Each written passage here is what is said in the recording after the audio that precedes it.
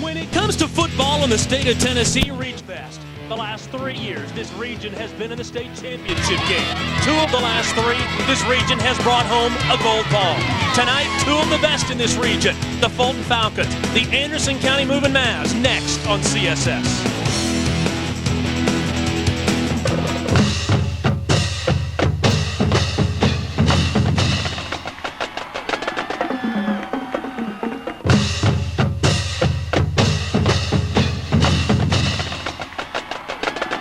Comcast brings you the McDonald's High School Football Game of the Week live on CSS.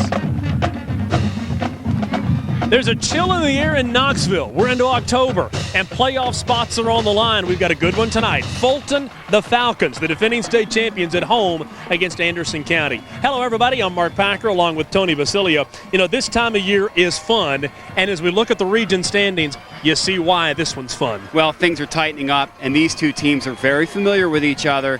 And the winner of this ball game tonight really leaves in excellent position for the postseason. As you look at the standings, Fulton comes in with a 1-2 record. This is your defending state champion in 3A, and they are off to a surprising 1-2 start in the region. And their one win was by the hair on their chinny chin chin last week, a close shave against an 0-6 football team. Well, I asked Buck Coatney, the coach of Fulton, just a few minutes ago, if you lose this game tonight, are you out of the playoff race? And he said, we still got 3 games to go. Let's get to Fulton in just a moment. Let's start with the visitors of Anderson County. These guys love to run the football, don't they? Yeah, they do, and Shane Service is a guy who will handle, if not the bulk, at least a good portion of their offense. 504 yards on the year, an 8.5 yard per carry average, and is also their leading tackler. He is the quintessential Larry Kerr type of player. He's tough, hard-nosed, and plays hard on every down. Now, both teams love to run the football. Most teams do in high school football. Let's be real honest about it. Fulton loves to run the football, but they got to figure out who their quarterback is just to turn and hand off. Yeah, it's interesting. You know, here you are. We're in the shadows of Neyland Stadium, real close nearby, and they have their own quarterback situation going here. Jaron Trotman is a guy who's a sophomore. Ish Young's a junior. Both these guys, Trotman's going to get the start tonight, but you'll see both in the ball game, and the hot man will stay. We're used to that, aren't we? Something like that. We see that all the time on Saturdays. We will again tomorrow. So that's the game that's next. We're going to go a long ways in deciding who makes the playoffs and who doesn't. It's Anderson County, the Moving Mavs, against the Falcons of Fulton next on the McDonald's High School Football Game of the Week.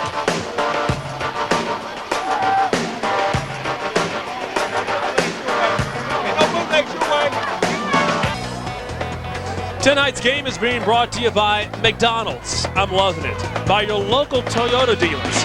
By Direct Insurance. Save a lot of money when you buy direct. By Fountainhead College of Technology, your source for technical degree training. Call 688-9422. That's 865 area code. And by VHIX.com, roadmap to the automotive world. Boy, you talk about the you talk about the weather conditions tonight. It doesn't get any better than this. It's an absolutely glorious night for football we've been blessed with. I love coming here and doing a game. You can see the skyline of Knoxville and the cars going by in the background here. We're high on a hill. Gorgeous, gorgeous place. This is beautiful. Larry Kerr, one of the icons in East Tennessee high school football. Larry Kerr's been at it a long time, and he's got a state championship to his credit over at Halls back in the day. And you know what you're going to get from Larry Kerr. Buck Coatney has a state championship to his name from last year. And as a matter of fact, the year before was in the state title game, just didn't get the win a couple of years ago. Hey, Anderson County won the toss. They elected to receive. So Fulton is kicking off. Anderson County is set to receive. Officials tonight, Harold Denton, Mark Foreman, Jeremy Parker, Bob Beal, a Comcast employee, thank you very much, Matt Holofield, and that just about does it for the officials. Well, and Bob Beal, we're going to watch him tonight. So, Bob, you be on your P's and Q's this evening. We're watching you. Well, we're underway. Anderson County in the white jerseys. The Moving Mavs from about 15 minutes away, and the Falcons say hello. Nothing really complicated about what they like to do offensively. Let's take a look at the Moving Mavs offense. Jimmy Idols, Jonathan Jennings, David Ross, Josh Stooksbury, and Carl Tepanier. The guys up front, guys in the backfield, Colson, Surface, Follick, Mount, George, and Rogers. And they run a flat T formation, not a wing T, but a flat T. You don't see this much anymore. This is old school football in every sense of the word. Well, that's exactly what Kerr was talking about. Old school is what you'll see. We're going to line it up. We're going to run it right at them. And you're going to hear a lot of that, a lot of pads popping, helmets hitting. That's the kind of football we'll see. And there's Chris Mount on the carry, who was your kick returner. This Falcon defense will be tested tonight. And here is that defense. Mathis, Skelton, Hamilton, and Rogan, the guys up front.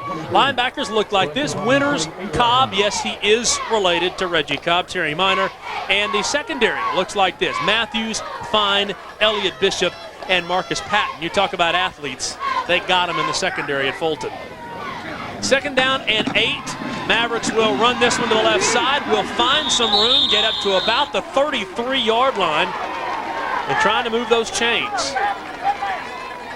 And they're going to come close to doing that, although they're going to have a manageable down and distance here. And that's what Anderson County needs to do. They've got to stay in situations where they get in 3rd and 3, 3rd and 4, something along those lines. And this Anderson County football team, out of that T formation, they've only thrown the ball 23 times on the year. What you see is what you get from these guys. Yeah, Kerr was talking about it. I said, you going to throw the football at all?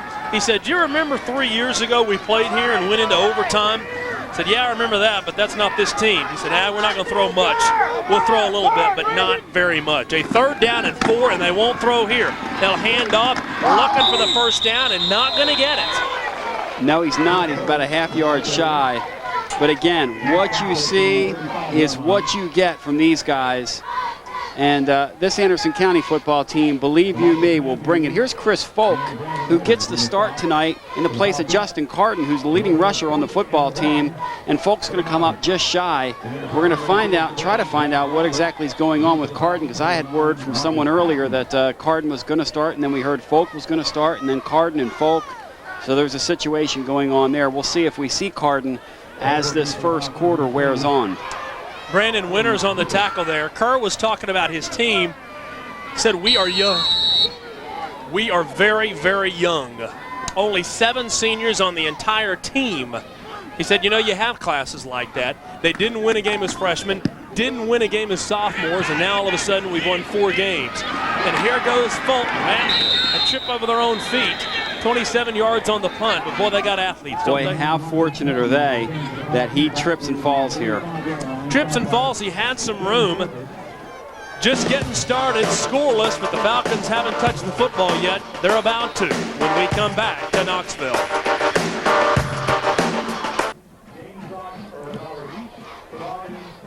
Welcome back to Knoxville. Buck Coatney and the Falcons take over the football for the first time tonight. Tony, last week in the first half, they were abysmal. Oh, they were brutal last week in the first half, and the switch did not get flicked until, in fact, in the 3rd quarter. And as it was, fortunate for them, they were playing a football team that was 0-6 that didn't quite know how to finish the deal, because Fulton was really on the ropes last weekend against Loudon. Down 13-3, they came back to win, but here they go. They will run the football. Jam Fine brought down by his collar. These guys are as fun to watch offensively as anybody you'll see. Let's take a look at the Falcon offense. Ash, Key, Engel, Morris, and Newman, the big uglies up front. And the skill position players look like this. At quarterback, they'll go back and forth. They've got a couple of guys that will play, but we're starting tonight with Troutman. Exactly. Troutman, the starter, Jam Fine, Tyrone Cobb, Marcus Patton, Matthews, and Elliott Bishop. Watch Bishop. He is the game breaker. And Bishop's a wonderful player, a transfer for them who's had a super year. 2nd down and 1. Cobb will take it up the middle. We'll get the 1st down, and we'll move the chains for the first time tonight. And the funny thing about Tyrone Cobb is they try and spell him because he is their workhorse on defense. This is the younger brother of former Tennessee great Reggie Cobb, who also played with the Tampa Bay Buccaneers and had a couple other NFL stops as well. So this young man has great physical ability. He's got football in his blood, and he's an interesting story. Didn't get to play last year, had some problems, but has come back this year with a vengeance and is playing awfully well. 1st down and 10 for the Falcons at the 43-yard line. If you're just joining us, we're coming to you from Knoxville. This is a kid named Jam Fine, and that run wasn't so fine, only about 3 yards for him. The tackle made by Chris Folk. You can already see this Anderson County team loves to pursue upfield as we set their defense for you. Let's take a look at the defense. Big guys up front. There's Folk. We just talked about him. Phillips, Mount, Stewksbury, and Heath. You got 5 guys on the line. Only 2 linebackers, Ross and Surface. You recognize that game. He's a running back as well, that name there. And the secondary, Phillips, Lambert, Colson, and Cody Owens. Awfully young football team for Anderson County. Anderson County loves that 50 front, and they do a lot of things out of it, and we'll watch that as this ball game wears on. 7 sophomores will start tonight for Anderson County. Troutman will look downfield. Troutman with a man open. The man is there. Into the secondary. Dukin, and scoring. How about that one? DeMarcus Matthews comes up with the grab. You see the athleticism. 40 yards on the touchdown, and the Falcons strike first. Yeah, you kind of get the feeling that they have a lot of weapons offensively. I told you this is one of the more exciting high school football teams you'll see. They can run it, they can throw it, and look at the sophomore lay it in there as he finds him wide open in the secondary, and Matthews just does the rest. 5'11", 162, and a terrific athlete. And they're kicking extra points now for Fulton. And that's why. Which is a great story. This Fulton team, to those who follow, they were not attempting. Last year they won a state championship. The entire playoff never attempted an extra point. We'll talk more about that as the night goes on. But first blood struck by the Falcons. Anderson County coming back.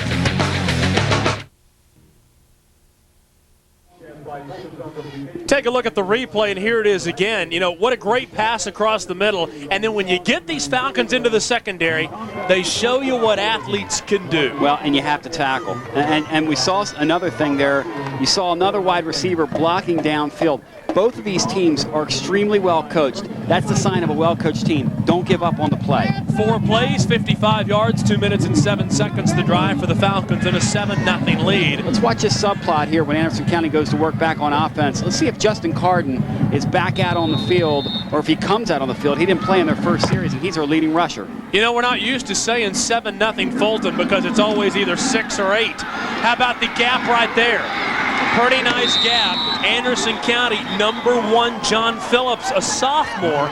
7 sophomores start for Anderson County. That is amazing at this level. They're a young football team. And you know, this Fulton team is also very young as well. So a lot of youth out here on this field. This ball club here started 6 sophomores up front last week. And you already talked about Anderson County, how young they are. So youth will be served this evening. That is amazing. A lot of youngsters out here. Anderson County, there's Jimmy Colson, 11 out of 23, 3 touchdowns, 3 interceptions. That's for the season. That's for the season after 6 games. Mavericks into the secondary, and diving is Surface. Shane Surface, who we featured at the outset, their leading tackler. Coming into tonight, 59 attempts on the year, 504 yards. Also has 4 catches on the year, can do a little bit of everything for them, but you're going to watch just the inside give, not really much to that. That's mano-a-mano football. Vintage Larry Kerr, who ran the patented wing tee over at Halls for many, many years, but he loves to keep the ball on the ground. DeMarcus Matthews in on the tackle there. One thing Kerr said is occasionally we'll snap directly to one of the running backs. They won't do it here, but sometimes we will. Mavericks on a 2nd and 4 will pick up maybe a yard and make it a 3rd and 3. And there's our guy, Justin Carden, who we were talking about before. 645 yards on the year on 94 attempts coming into tonight. And let's watch the stop on Carden one more time. That is just well played. You fight off your block, you're on the ground, and you make the play. Very, very nice job. Well done. So another 3rd down and 4 for Anderson County. Don't throw the football much, but you wonder, those 2 tight ends, see if one of them will run out. Here they go. Looking to throw and looking to survive. The sack is made by Antonio Hamilton. Antonio Hamilton's really come on for them. They like him an awful lot. And Antonio Hamilton just beats the guard there. Again, mano-a-mano. And what you're going to see tonight is you're going to see both these teams get after it defensively. And Antonio Hamilton says, you're not getting around me, not tonight, not here. Another good-looking sophomore on the field tonight is Antonio Hamilton. 4th down and 11, snap is good, catch is good, kick is away, end over end, and this will be Elliott Bishop. Look out. If Bishop finds a little bit of room, Bishop could make something happen. If Bishop finds some room, he could make something happen. That's what we're talking about. That's easy right there. 39 yards on the punt and a pretty nice little return. Where I come from, they call that easy money. If Anderson County is not able to kick the ball a little higher or directionally kick the ball with more success, they are going to struggle tonight with this return game, because we saw on the first return, Matthews had a wide open lane and he just fell down. They're going to have to right that quickly. Bishop, one of those guys that is just explosive, and there he is. You know, early in the game against Austin East, the team that's undefeated right now in the region, the team that Bishop transferred over from, as Tony's talking about, he came out and was just on fire, and then Austin East shut him down, and they shut down Fulton. The guy on the year has 22 yards, or 22 receptions. He averages 18 yards a catch, and there he is, right on cue. And that's a little under his average, but they'll take it. Actually, it's right at his average. That's about 17 yards. Yeah, couldn't do much better than that as you talk about him. Tackle made, Elliott Bishop back there, and Jimmy Colson, the quarterback, is there to make the tackle. And you look at Elliott Bishop out here on the corner, and just a nicely thrown ball. This team is really, really fun to watch. A lot of great weapons.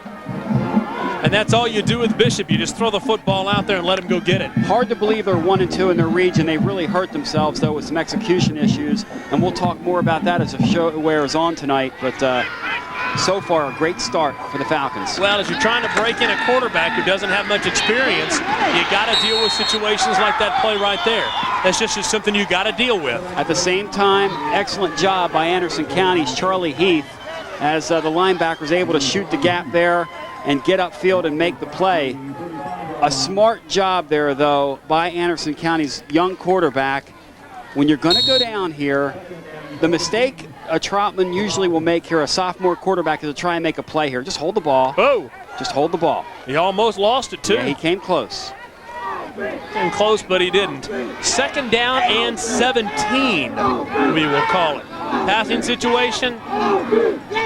It's high school football, maybe not. They'll hand off inside, jam fine, trying to get some room, and the Mavericks all over it. I'll tell you one thing, this Anderson County team tonight is coming to play. Zane Rogers makes the stop.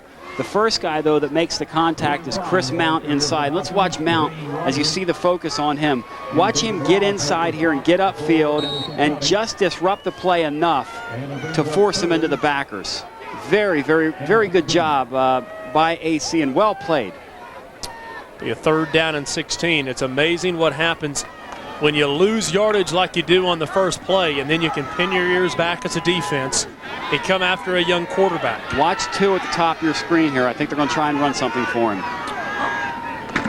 Pretty good odds. What you do is you say roll out, throw it up to number 2, let him go get it. Had the right idea. It wasn't to number 2, but you get the idea when you got these kind of athletes. We have a flag down back at the 40-yard line, and it's in that vicinity of holding, and let's see. That's exactly your call. And what do? You don't have a kicker to kick from here. You refuse it. It's a 4th down. Yeah. On the offense, decline, yeah. 4th down. You refuse it and let them kick.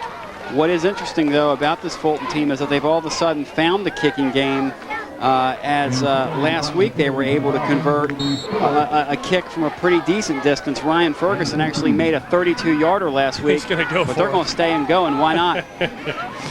4th and 16. As Tony said on the last play, where's number 2? They didn't go for 2, they went for 4, but why do you still have a feeling number 2 is somebody they like to get it to?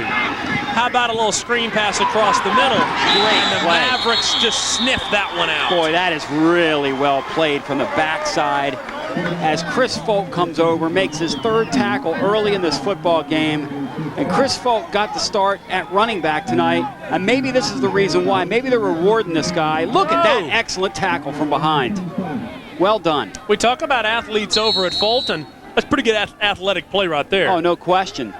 Anderson County now, big stop for them. Anytime you have a possession-type offense, you want to stay within 1 score. You get into a 2-score game, all of a sudden the situation becomes different. You become dire and you start to press. That's a big stop for Anderson County. Well, especially that quickly against a team like Fulton. If you fall down 14-0 to them, you start panicking. Mavericks won't panic. They will keep handing the football off and keep chewing up yardage. 3 yards on first down. Nice carry there by Justin Carden. Justin Carden's been over 100 yards 4 times on the season. Against Greenville earlier, he went over 172 yards. He had 112 against Loudon, 119 against Gibbs, and 135 versus Clinton. So this is a guy who is used to success on the ground. And not only do they change a running back, they change the quarterback. Zach Lambert, the sophomore, steps in. So changing things up quickly. Larry Kerr not afraid to pull the trigger. Speaking of pulling the trigger, right up the gut for 5 yards. You can see the difference, though, in ball handling. He was a little unsure there as Chris Mount that time got the call on the dive. And goes for a couple yards, as you say, Mark. But see right there, you can see he's a little unsure on the handoff there. The ball handling is so important in an offense like this. You've got to be able to disguise. You have to be able to shield a little bit, and that was not as well done as it could have been. Another third down. Mavericks 0 for 2 on third downs tonight. 3rd down and 2 right here. Can they get it? Yeah, they can. They'll give it to Surface, and he will get the first down. He's a solid player. We talked about him off the top. He's Shane Solid Surface is what I would call this guy. The quintessential type of Larry Kerr football player. The leading tackler for them in terms of yards per carry. He's their leading rusher. And there you see just right off right tackle. Nothing fancy, as we've told you, but a solid first down. First down for the Mavericks, and they are moving. They're named Moving Mavs. Clock runs to about 2 minutes to go in the first quarter. 7-0 Falcons is the score. They turn and hand off to Surface again, looking for some blocking. And how about the big tackle inside there? Number 40 steps in there. Antonio Hamilton, another sophomore. Antonio Hamilton, who had the sack in the last drive that snuffed out Anderson County on 3rd down, makes the stop here. And you can see pretty decent collision there in the hole. And excellent job of wrapping up. Again, both teams very well coached. You're going to see some solid fundamentals out here tonight. Well, that's a big-looking freshman, a sophomore there. Oh, he's a heck of a player. He's a great prospect. They love him a lot here. Shoo. 2nd down and 7, we'll call it. Turn and hand off again. And pretty good yardage there.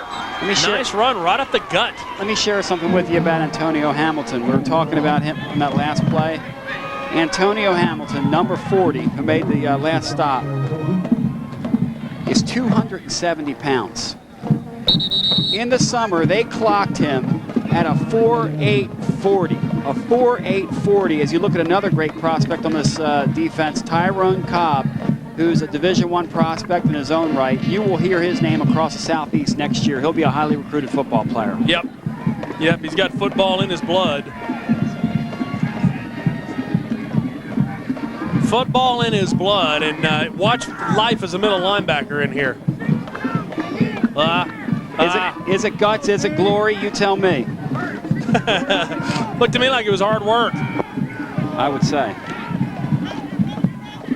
So they will take a look at it and decide that it is not enough for a first down. So that'll bring up a 3rd down and very short. Moving Mavericks now 1 for 3 on 3rd downs. Will they throw off this down since they are in a 2-down type situation? You'd have to think that they would toy with that idea anyway. I wouldn't. We'll see. 3rd down and short. What do they do? I don't think he got it. We're right on it. And if he got it, he got a good spot because I don't think he got forward at all. Is it a right or a left foot spot? I'll tell you one thing. That's a great spot for them. It was generous. Generous is a good way to put it. Tyrone Cobb steps in there to make the tackle. We are as on that as we possibly could be. And if he got that line of scrimmage, I'm 6'8". And I'm a little Italian guy, okay? I didn't realize you were that tall, Tony. Thank you.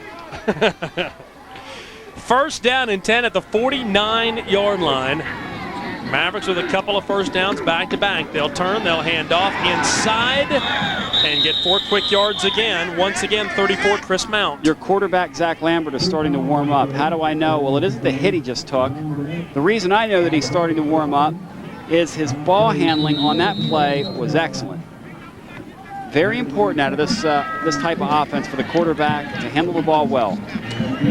And there's a guy, Chris Mount. We've talked about that name for a long time. You talk Anderson County, you talk Mount, well, there's a name that you know. 2nd down and 6. But that's the end of the quarter. Falcons with a 7-0 lead, but the moving Mavs are just that, on the move. We'll be back in a moment. Welcome back to Knoxville. Falcons up 7-0 over Anderson County. Hey, make sure that you join us for the Southern Grid Report on Thursday night. It takes you inside the huddle for an in-depth look at the SEC, including on-site reports from each school. Join me, Mark Packer, for the Southern Grid Report on Thursday nights, 7 o'clock Eastern, only on CSS. Larry Kerr on the sideline has got to like what he's seeing all of a sudden. They're starting to move the football. Well, he's got to like it because in that first quarter, they had the football for 7 minutes and 42 seconds, while Fulton had the ball for 4 minutes and 18 seconds. And if you're able to do that in this offense, you're able to stay in the game. They're shortening the football game. 2nd down and 7. They'd like to shorten exactly how far they've got to go to get a first down, and they will do it. Into the secondary, still running, still trying to get away from Elliott. Bishop can't do it, but there's that Surface kid again. See, what they've got going now is they've got some rhythm offensively with a new quarterback in there. The line is blowing some holes, and Surface is doing the rest. Look at that gap he has to run through there, and he just does the rest in the secondary, and it's going to take more than one guy riding him to bring that young man to the ground. Shane Surface is a determined runner. That's exactly what Elliott Bishop was doing. He was just simply riding him until he could get him to fall over. That was the 50-cent ride right there. And here's Carden again, the leading rusher for the year. You see why. How about that? Boy, he hits the hole like a bat out of... Well, he looks like a hurdler as well. He hurdles a man. That used to be illegal back in the day. But Justin Carden adds to his totals on the season, which are already impressive. He didn't get the start tonight, but he doesn't sulk about it. Justin Carden's going to take the counter, and he's going to pop it off left tackle, and he's going to leapfrog a couple of guys before he's finally brought down some 12 or 13 yards later, and Anderson County is in business. Dennis Rogan and a couple of his Falcon friends in there to help with the tackle. They'll hand off again. Surface into the secondary. Surface dives down to the 9-yard line and will be close to a first down. Won't have it, but he'll be close. Are these guys tough out of this T offense? Woo. I mean, this is a straight flat T offense, and they are shoving the ball right now on this drive down Fulton's throat. Well, there's no other way to put this. Well, Tony, we're only in the second quarter, but this kind of offense starts wearing down the defense, and we're seeing it right now. That's why it's a great offense at the high school level. We've seen some wing tees this year. Yep. We've seen some wishbone. I love ground-oriented offenses at this level. Larry Kerr said we're going to throw it back. That's what we do. They'll hand off to Carden. Not much running room, but looks to be enough for a first down, which will move the chains. And that's the objective here. Move the chains, keep the football, and you're knocking on the door of the goal line and perhaps a tied football game. And we mentioned to you that coming out of that first quarter, they had the ball for 7:42. Fulton only had it for a little over 4 minutes, and they are adding to this total big time here early in this quarter. Time of possession right now easily is 2-1 in Anderson County's favor. Well, yeah, and that's exactly what that kind of offense does. Great sign for them. Yeah. Throwback offense. 3 running backs behind the quarterback, and occasionally they will snap it directly to one of the running backs. I said, you're not doing single wing stuff. He said, no. Watch Surface here. They'll turn, they'll hand off the Surface. Right on cue. How about the defense? Check out the tackling in there by 21, Brandon Winters. What's odd is they ran Surface to the strong side. It looked like they had something there on the weak side. But we look at the first quarter numbers that I was telling you about before, and there you are. Everything's basically, everything for the most part is even Steven when you look at yards. And the number that really stands out to you, though, is that time of possession. Well, of course, Fulton had the couple big plays in the first drive. Yeah, what's amazing is 82 yards in half the time, and Anderson County with only 30. 2nd down and goal from the 5. They'll hand off inside Surface again, barreling toward the end zone and in.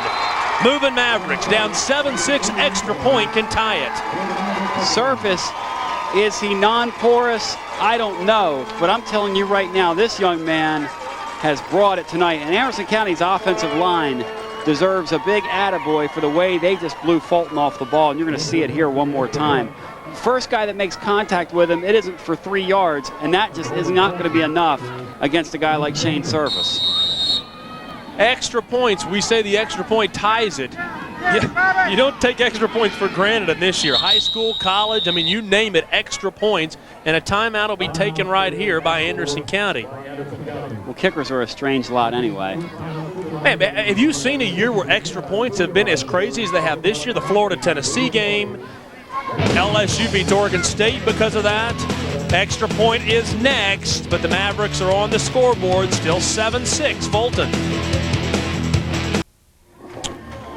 Welcome back. 7-6 Fulton is the score.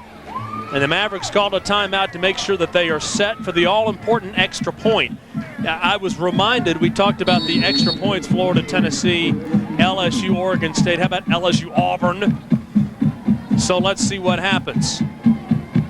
Nothing is taken for granted. It's like taking your girlfriend when you're in high school for granted. Well, Fulton may have jumped across the line. How close do you have to get before you say, you know, we can go for 2 and take a lead? Let's see what they call. They do call offsides, and it cuts it down to, instead of 2.5 yards, if I'm correct, 1 1/4 yards. Yeah, they're not going to decline it, though, I don't think. I mean, they are going to decline it. The reason being, it's just a solid conservative football team. Larry Kerr's not going to get into going for 2 this early. Offsides, defense, decline, playing from the 3. Yeah, it would have shocked me if Larry Kerr would have taken the penalty there. Well, from the 3, I said 2.5. It'd be the 3 to the 1.5. But case in point, extra point coming up here. It'd be worth a thought. Never know what happens later in a game. Snap is good, hold is good, kick is up, and the kick is good.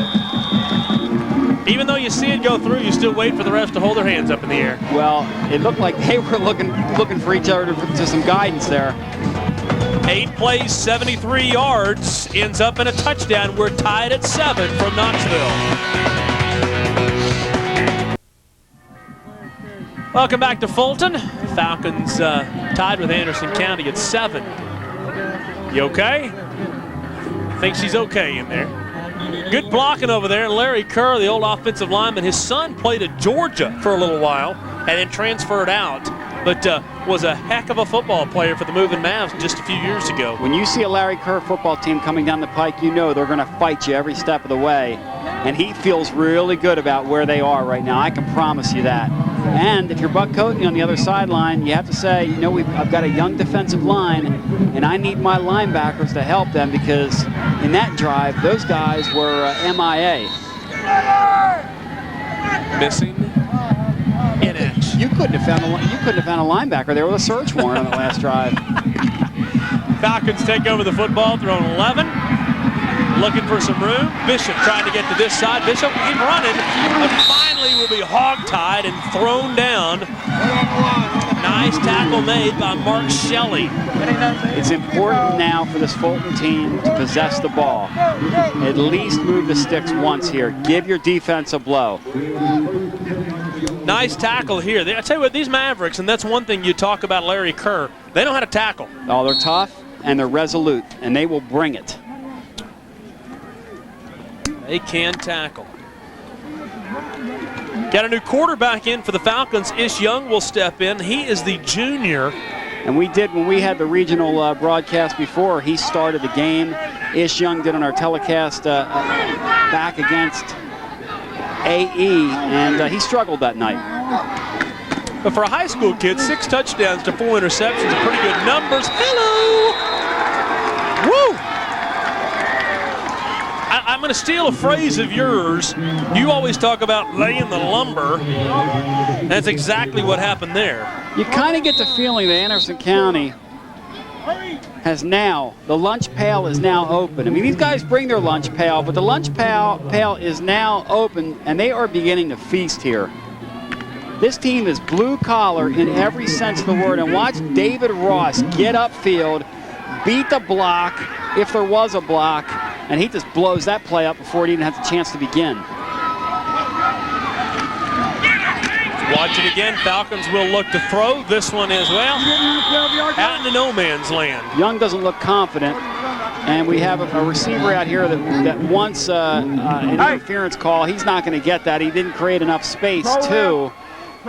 And you look at Young there, though. Young just double clutches and did not look comfortable at all on that pass play. You know, you talk about the respect of this region. These two teams, you know, Fulton may be 1 and 2 in region play. As we watch the replay, both of these teams, number 9 in the state.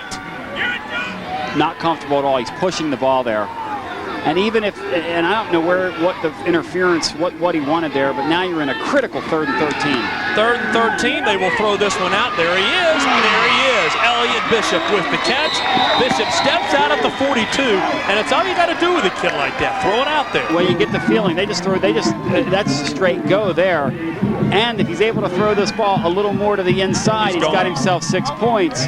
But Bishop never even breaks a stride on this. Young's just going to hang it up there. Nice throw from the junior. Excellent job of securing the ball against the sidelines.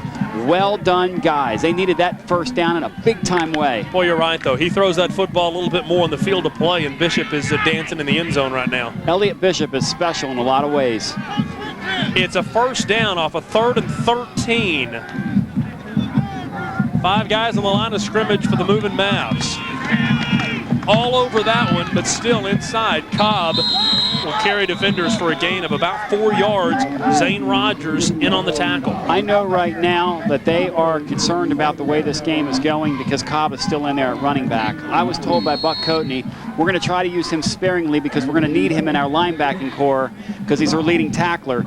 But there they give it to him on a draw, and he's able to get 4 yards. He is a nice offensive player. He is an excellent defensive player, though. You talk about this, the younger brother of Reggie Cobb. He's going to be a special player here. Yeah, as Tony has mentioned last week, 18 tackles against Loud, nominated for Prep Extra Defensive Player of the Week, one of the local honors from the newspaper. They will turn and hand off up the middle, and not much going there. But they're still able to get about 2 or 3 yards and leave themselves in a situation that is convertible. And this Fulton team has many, many weapons. Jam Fine, who you just saw on the carry, a guy who averages 6.9 yards per carry. Tyrone Cobb averages 5.4 yards per carry, and there's timeout on the field. Timeout down on the field, this timeout taken by the Falcons. They want to talk about it on a key 3rd down right at midfield. It's a 3rd down and 3. Jam Fine and the Falcons going to talk about it. Tied at 7 on the McDonald's High School Football Game of the Week. Welcome back to Fulton. Falcons with 6:51 to go in the first half, tied at 7. They call a timeout to talk about it. Tony, what do you think they need to talk about? Well, it's a critical situation for them here. Again, they don't want to give the ball back. 3 running backs behind the quarterback. They'll turn, they'll hand off, following the blockers. Jam Fine will indeed get the first down and then some. I love that. They lined up there in a power eye to the left side, and they ran that thing at the strong side. And that's just beautiful football. Larry Kerr himself, when he goes back and watches this film, is going to like this offense. We're going to line up in a power eye now, and we're going to shift both backs into that hole, and bango. I mean to tell you, Cobb just lit somebody up. Big time. That's a job by Cobb, yeah. 6 carries, 17 yards for Fine, but at the same time, that was pretty on the last play. Forget the 2.9, that was a big play for Fulton. They needed that in a big way. Larry Kerr knows he'd love to have the football back there. Yeah, he's not much for being overpowered. Now they'll turn and hand off to Fine into the secondary, taking on the defensive backs, getting a first down and taking it down inside the 30. Zach Lambert, the quarterback, tried to get out of the way. When you've got a name like Jam Fine, you better be able to play. And Jam Fine can do it. And when he gets going, he can orchestrate some moves in the open field. In fact, it can become a fine jam in 4-4 time. Man, that was a huge hole. Excellent. Well done. Huge hole. First down at the 28-yard line, and all of a sudden, the Falcons have got things going. But Jam Fine's looking around saying, Coach, I don't know what the play is. And they'll take a timeout to talk about it, and Buck Coatney and the coach is not happy with what happened there. I'll tell you what's odd looking about that play is that Jam Fine first was looking over at the Austin East sideline, and I'm not sure if he had, the Anderson County sideline. I'm not sure if he had some kind of equipment malfunction there. He was looking for a mouthpiece, what he was doing, but at any rate, he was trying to get their attention, and they decided to go ahead and call the timeout there. Well, it'll be red hot in the Great White North tomorrow for the Canadian Football League Game of the Week. The Saskatchewan Roughriders look to post their 4th consecutive victory in a matchup against the Ottawa Renegades. Live tomorrow night at 7 o'clock Eastern, only on CSS, your source for Southeast sports. You know, if you haven't watched a Canadian Football League game, it's different. Well, it's great football. About 10 years ago, that would have been the Ottawa Rough Riders against the Saskatchewan Rough Riders. One spelled Rough Riders with 1 word, and the other one spelled Rough Riders with 2 words. A lot of creativity north of the border in the Canadian Football League. Yeah, just trying to get team names. Plus, you also, in that game, you have a rouge. Do you know what a rouge is? Isn't it makeup? Look at the rushing yards in this game now. Anderson County, even with Fulton's drive here, they're sustaining still 82-48. What? Is rouge not makeup? No. But look at this new set they're in, a little wing T here. Okay, first down, and throw it quickly, man, is there. A little bit of a... Could have been a hold. Yeah, let's just say he was slowed down just a little bit. You know, kind of neat to watch the game that goes on about the plays. Watch the quarterback. He's looking at his wrist. He's got the plays written down. Now, before the game, the Fulton coaches gave us their list so that we can look at. These are all the plays that are listed. Play 32 is 44 blast. And then the other side, you see all the plays listed. You know, play 5 there, 49-20 trap. And you look back at the quarterback, he's got the same plays listed. So when the coach says, I want play 13, the quarterback looks at his wrist, sees 13, and that's what they run. You know, the first guy I ever saw do that on any level, and particularly in pro ball, I specifically remember this, Bobby Hebert, when he quarterbacked Michigan Panthers, had a wristband similar to that right there on his wrist. You see it a lot these days, but he's the first guy that I've ever seen with that. At the time, it was really revolutionary, but now it's filtered down into high school ball. It has, and it's pretty typical to have the plays written down. Just avoids all of the miscommunication. Imagine being in a college setting where it's so loud and you can call a play number. But it shows you how intricate the game is. Yeah. You see the variation of plays there. A lot to remember for the quarterback. 3rd down and 9. Falcons will look to throw for it. They'll throw to the end zone. Is the man there? Well, he was for a moment. Safety came over and made a heck of a play. I mean to tell you that Zach Lambert, who's been your quarterback on this possession, or on your last possession, came over on DeMarcus Matthews, a speedy wide receiver, and showed some closing speed of his own. Perhaps that ball hangs up there a little too long. So a 4th down and 9. Watch it again. This is what they love to do, just throw it out there and let their athletes be athletes. But, you know, Anderson County's got some as well. Should have been caught, though. Well played. And you know the thing I love about Fulton is they're going to go again for the 2nd straight possession on 4th down. These guys let it all hang out. 4th down and 9. Falcons will roll out and look to throw, and nice tackle there. I thought he was going to overrun it for just a moment. That was a perfect job in coverage and a great job by number 32, who we do not have 32 listed on our program. Shows how young they are. So Tony Basilio here makes an unbelievable play in the open field. That's a guy who's not even listed on the roster, and he with a great job. But this ball here, if it's read properly, this goes the other way for an interception. So right. that ball was up in the air a little bit too long, well, at least for my blood, and I think the coaches are telling him that now. It's the same thing they did before on the other 4th down. They tried to run a little screen pass, something safe to get the completion and let your athletes be athletes, and it hadn't worked either time. So the Mavericks bent, but they didn't break.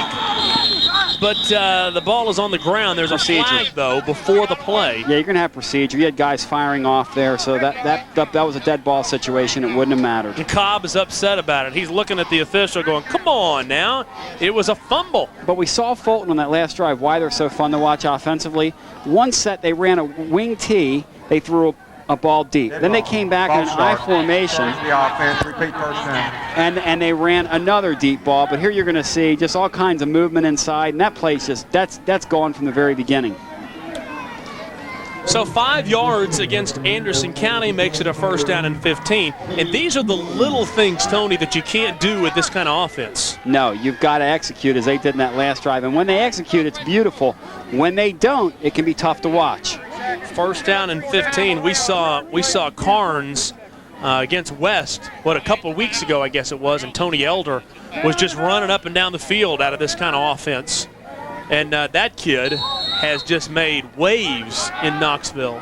Very similar, obviously there they use a wishbone, this a T formation, but these running offenses are tough when they go. Yeah, and you wonder when you see Fulton putting so many people in the box. Big guy right there, number 72, comes through at the tackle, James Higgins. But you wonder when you've got him playing up so much that you fake the handoff and dump to the tight end quickly. You're playing a team that's completed 13 passes, and here's what it sounds in the trenches when you have 7 or 8 in the box. Listen. Oh, that's the lead blocker. Tell you what, take you a couple of Advil and call me in the morning, because that was rough right there. That's the lead block. And now you're in a 2nd and long situation, and look at the men in the box, Mark, as you said. I'm counting 8 or 9, and there's another movement. And the play was to turn and hand off again. But I will say this, at the same time, at what point do you say, I don't want to make a mistake deep in my own territory, a la Scott Meadows and William Blunt a week ago against Farragut? Here's the other side of it, and Larry Kerr's going to ask for a timeout. He is not enjoying this at all. Here's the deal. If you're Fulton right now, you know you can get the ball back. Do you start, if you're Fulton, do you start thinking about using a timeout here if you can get a stop in this 2nd down situation? Larry Kerr's going to come out here. He is not a happy camper of what's going on in the interior of that line. Look at the look on his face. He's been coaching a long time, and he's out there. Is he sending somebody to the sideline? Looked like he had his thumb out. He's a great coach. He's a great guy. He's not going to show anybody up. Larry Kerr has breathed some serious life into the Anderson County program. He was a legendary coach at Halls down in the Valley for many years. They were a former state champion, but he is not going to like this. 2 for 20. Fulton was really hurting themselves as they lost a couple of ball games with some penalties. Had some serious problems. What they did is they have a hill out here that runs along Woodland Avenue. It is deeply banked. The hills here in East Tennessee, there are a lot of rolling hills. He had his guys, Coatney did, out there. If you jumped off sides, you had to run the hill 5 times. Wow. 15-yard penalty was 15 times up and down the hill. And with 5 SEC squads and 4 ACC teams ranked in the USA Today's top 25 poll, competition is very tight. Catch CSS this week for 8 football replays featuring teams from the ACC and the SEC, the 2 top-rated football conferences in the nation. It's all on CSS, your source for Southeast sports. How about that Clemson team off to that tough start? Talk about painful. Speaking of painful, how about that play? I'm telling you, they're going the wrong way on this drive. They're just trying to run the clock out. Penalty, well, they're not going to be able to now. Well, I know, I'm kidding. But in all actuality, now you're in a big time, you're in a tough spot. As you look at Brandon Winters, another one of the active sophomores, as he has a great future here at linebacker. Oh, now what do you got? Good grief. Bring out the calculator to figure out how far this one is. You know, we don't have this stat, but we will. Tackles for loss in this football game so far on both sides, there have been innumerable. There's been a great number of them. Yeah, and we don't have that stat listed here, so 3rd down and 23. They tried to quick kick it, and it didn't work. And the Falcons got the recovery. Now, that would have been a key recovery because if Anderson County comes up with it on a 3rd down, they still get to punt. Which is why maybe you gamble there. But again, as the block is being made by Brandon Winters, the sophomore, had a tackle for loss the last time, was going to have another tackle for loss here. But, you know, at what point, if you're number 33 punting the ball there, Shane Surface, do you just hold this ball down? I mean, this is a jailbreak of a rush. I mean, he comes right at you. Man, how in the world can he be that wide open on the inside of the line when they know you're going to quick kick? That's amazing. That was a phenomenal rush. Now, there's a play that just flat backfires on you. 3:27 to go in the half, and Tony will start to make his way down to the field to talk to coaches and all the halftime festivities. Boy, you talk about somebody who's not happy. Look at him. He wants a piece of somebody. Who's he coming after? Now, Tony talks about not showing anybody up, and he's not doing that, but he will get somebody's tail.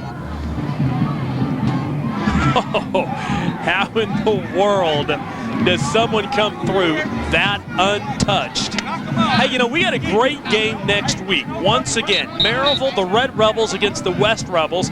Battle of the Rebels. Maryville have won 3 state titles in a row, had their 37-38 game winning streak broken in the state semifinal last year by Morristown West, and they've started another one. They're undefeated this year at 6-0 right now.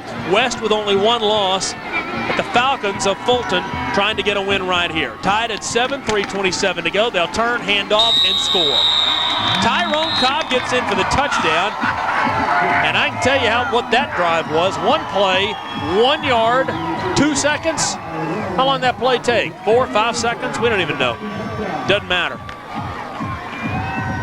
Touchdown goes 6 seconds. Thank you. Watch it again. Not much to see here. Just great blocking. Lead block by Jam Fine. He steps in there, and Cobb just kind of barrels his way in for the score. And that drive started when Anderson, look at the extra point by the Falcons. That drive started when Anderson County could get absolutely nothing going on their drive. 1 play, 1 yard, 6 seconds. It's nice to have smart people keeping stats for you up in the booth. Take another look at the touchdown. You turn, you hand off, you get nice lead blocking. Look at that, the lead blocker's getting run over. 24, Dennis Rogan. Rogan was trying to figure out who to block, and he just got run over from behind. There's Buck Coatney, and there's Cobb. You know, if you're just joining us, what a great matchup we've got from Knoxville tonight. This region, Region 2-3A, when you talk about being in state championship games, this region has represented East Tennessee in the last 3 state championship games and has won 2 of those games. Fulton lost once, Fulton won 1 time, and Austin East won the state championship 3 years ago. So these guys in this region know football, and Anderson County has been right on the cusp of making something happen the last few years. Unfortunately for them, they've been in a region with teams like Austin East and Fulton, teams that just continue to know how to win in the playoffs. Larry Kerr told me before the game, he said, you know, we're just so young. He didn't say this isn't our year. He didn't say next year is our year, because he's a guy who always thinks this year could be the year.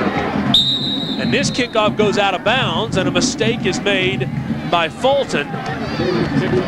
Falcons want to talk to their kicker and ask Ryan Ferguson what happened.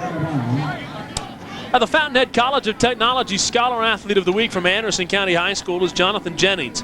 Jonathan's a senior at Anderson County with a 3.7 grade point average. Plays offensive guard for the Mavericks, is a member of the National Honor Society and Distributive Education Clubs of America. In honor of Jonathan, Fountainhead College of Technology will donate a scholarship of up to $1,000 to Anderson County High School Scholarship Fund. There he is, Jonathan Jennings.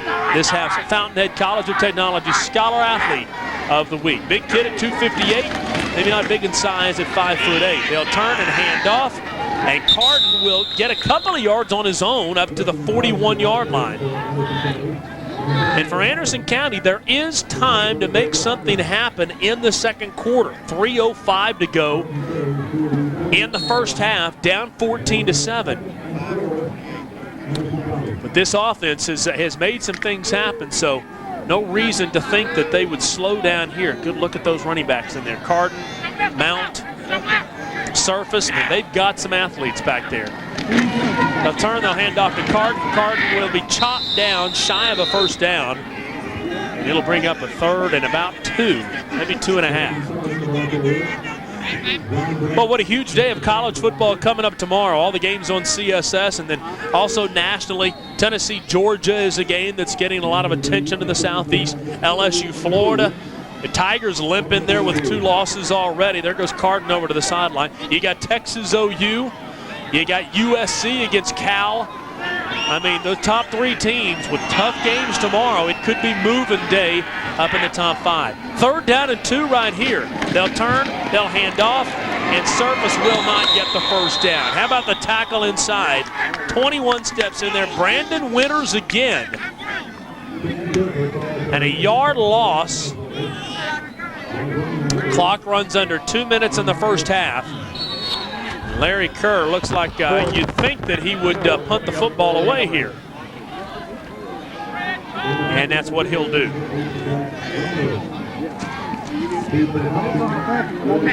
Zach Lambert, the quarterback. Zach Lambert, the safety. Zach Lambert, the punter. Zach Lambert will be a tired young man tomorrow. The clock runs under a minute and a half to go in the first half. There's what scares you if you're Anderson County. All those athletes. Pretty good punt. This one taken by Bishop at his 21. Bishop trying to break free. Bishop trying to get to the far side, and he'll be taken down. 37 yards on the punt and about 5 yards on the return. 5-6 yards on the return. So now danger zone area for Anderson County. They have been so close in this football game that a touchdown here and a 2-touchdown deficit at the half would not be good for Anderson County, to say the least. Kerr is still going at it. And that's what he'll do the whole game. I mean, he's been around here about 30 years coaching high school football, and look at the passion he still has. Big 66, Jimmy Idles, a senior, is getting an earful. 1:09 to go. What do you do if you're Fulton? You turn in your hand off and you see if you can make something happen. Big stick right there inside by the moving Mavs. Once again, big 56. David Ross, the sophomore, steps in there. That's your guy. That's a hard-hitting sophomore.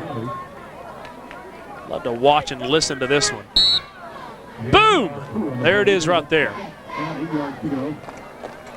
Good form tackle, using those hips, using those legs, stepping into the tackle. Sophomore, 6 foot, 216 pounds. I tell you what, both of these teams have got a great future with all the youth they've got out there.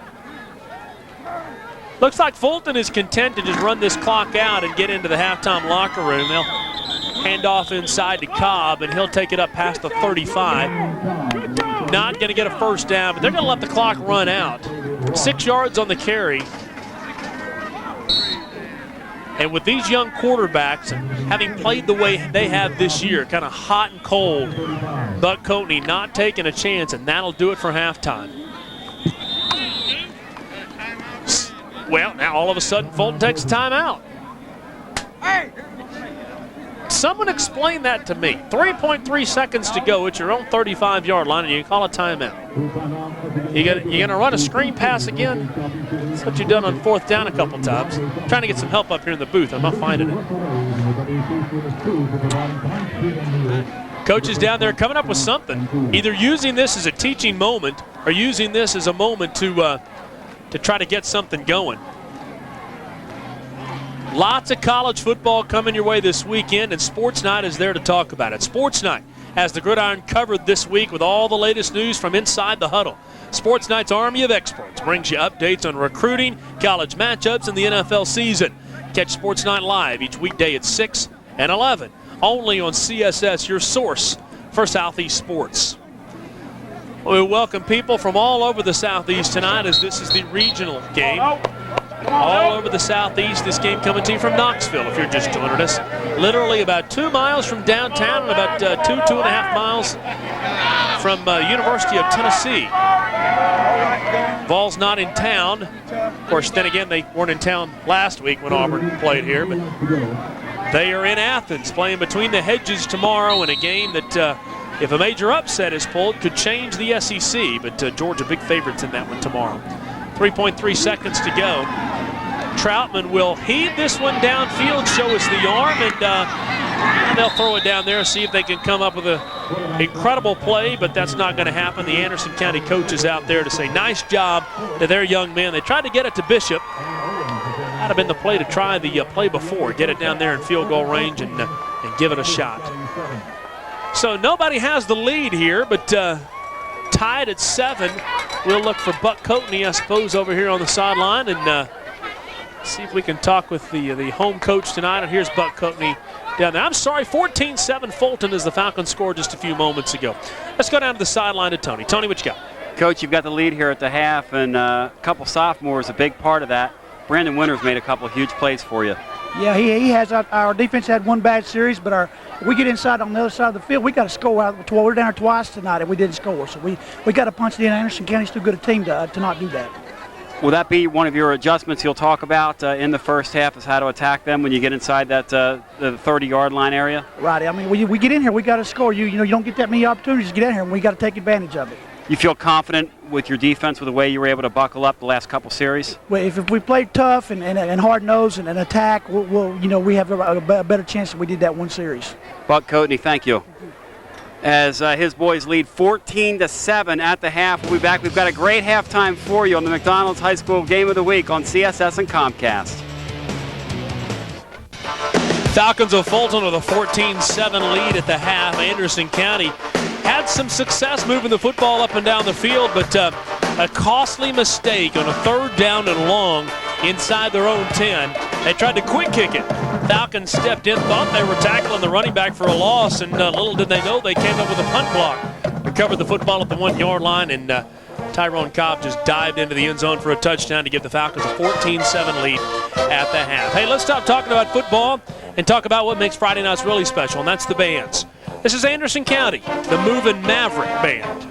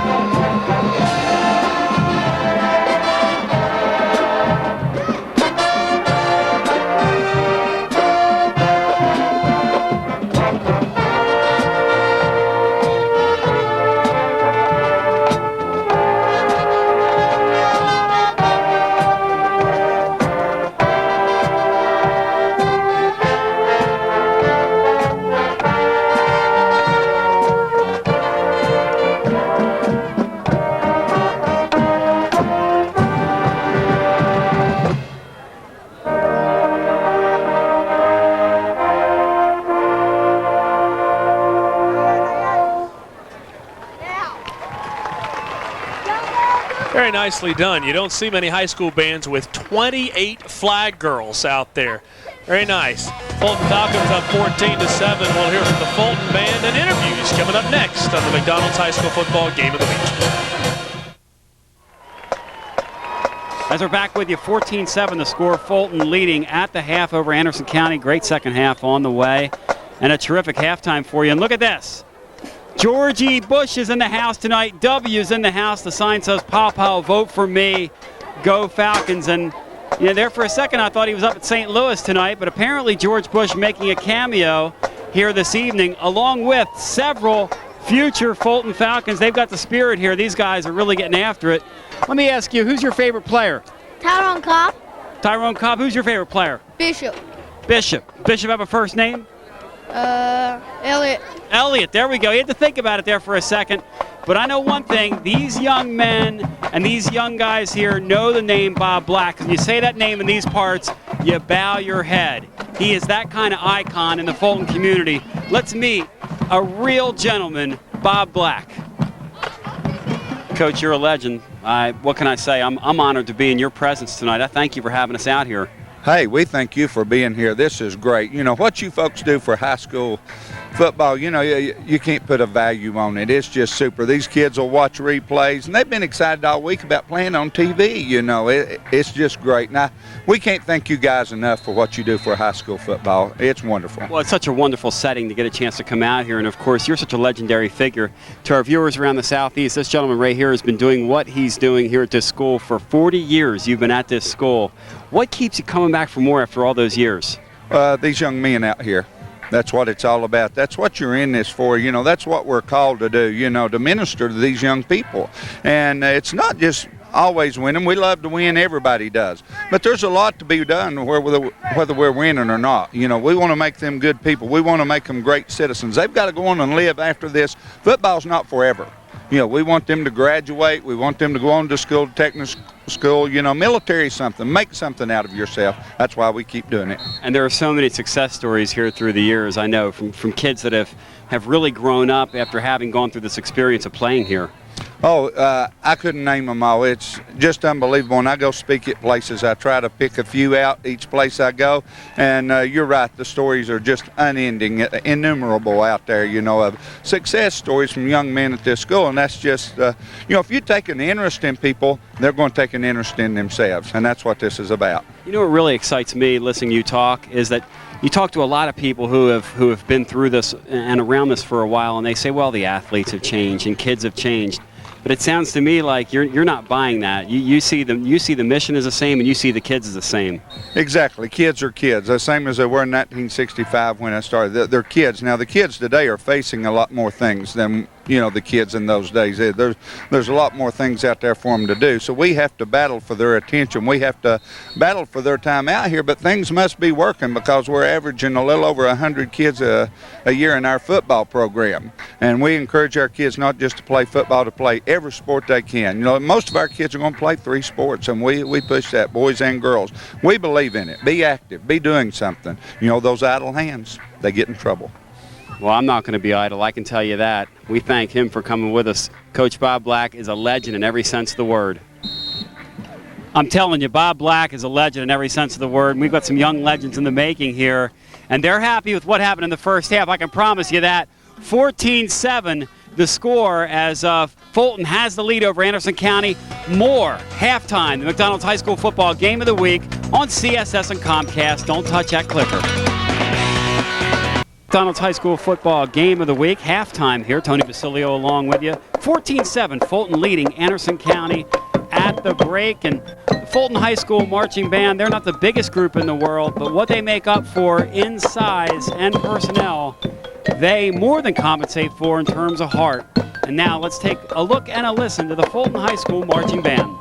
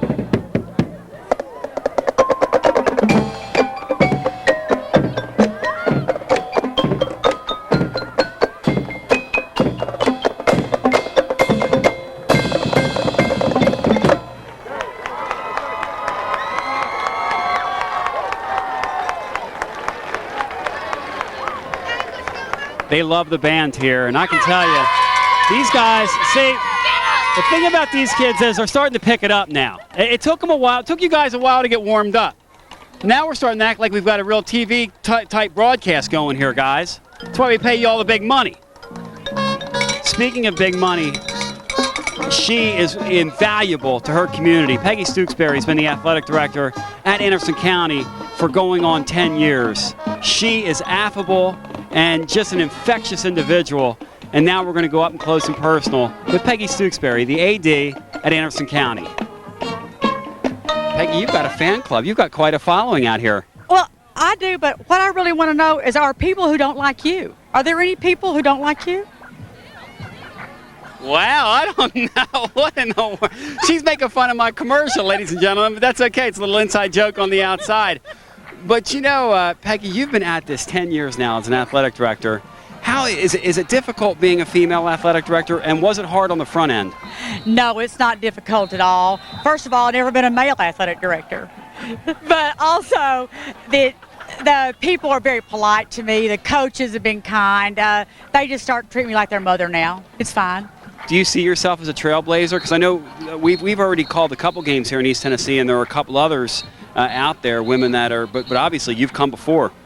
I feel good about that, and yes, I have, but there are plenty of female athletic directors in the state now, so it's not as uncommon as it used to be. How many, do you know? Oh, I think about 15 in the whole state. You make it sound like there are a ton. 15 is just a couple. But let's talk about Anderson County for a second. It's such a great institution, and it means so much to the community there. Coach Kerr has really done a wonderful job, and the rest of your coaches. You have a pretty solid program across the board there, don't you? We have an excellent athletic program. Football, as everyone knows, is one of the more popular programs. You get more community there. And Mr. Kerr and his staff, Coach Lambert, all of them have done just an amazing job bringing the community together. And we have other girls teams that are doing great now and hopefully going to the state also. Now, I asked you before if you had a coaching background, and you told me no. And then you told me you were a coach in junior high school. So that's coaching. Well, it was years ago. And all I've really coached is volleyball, and I've worked with high school track. But the younger people have taken over, and they're doing a great job.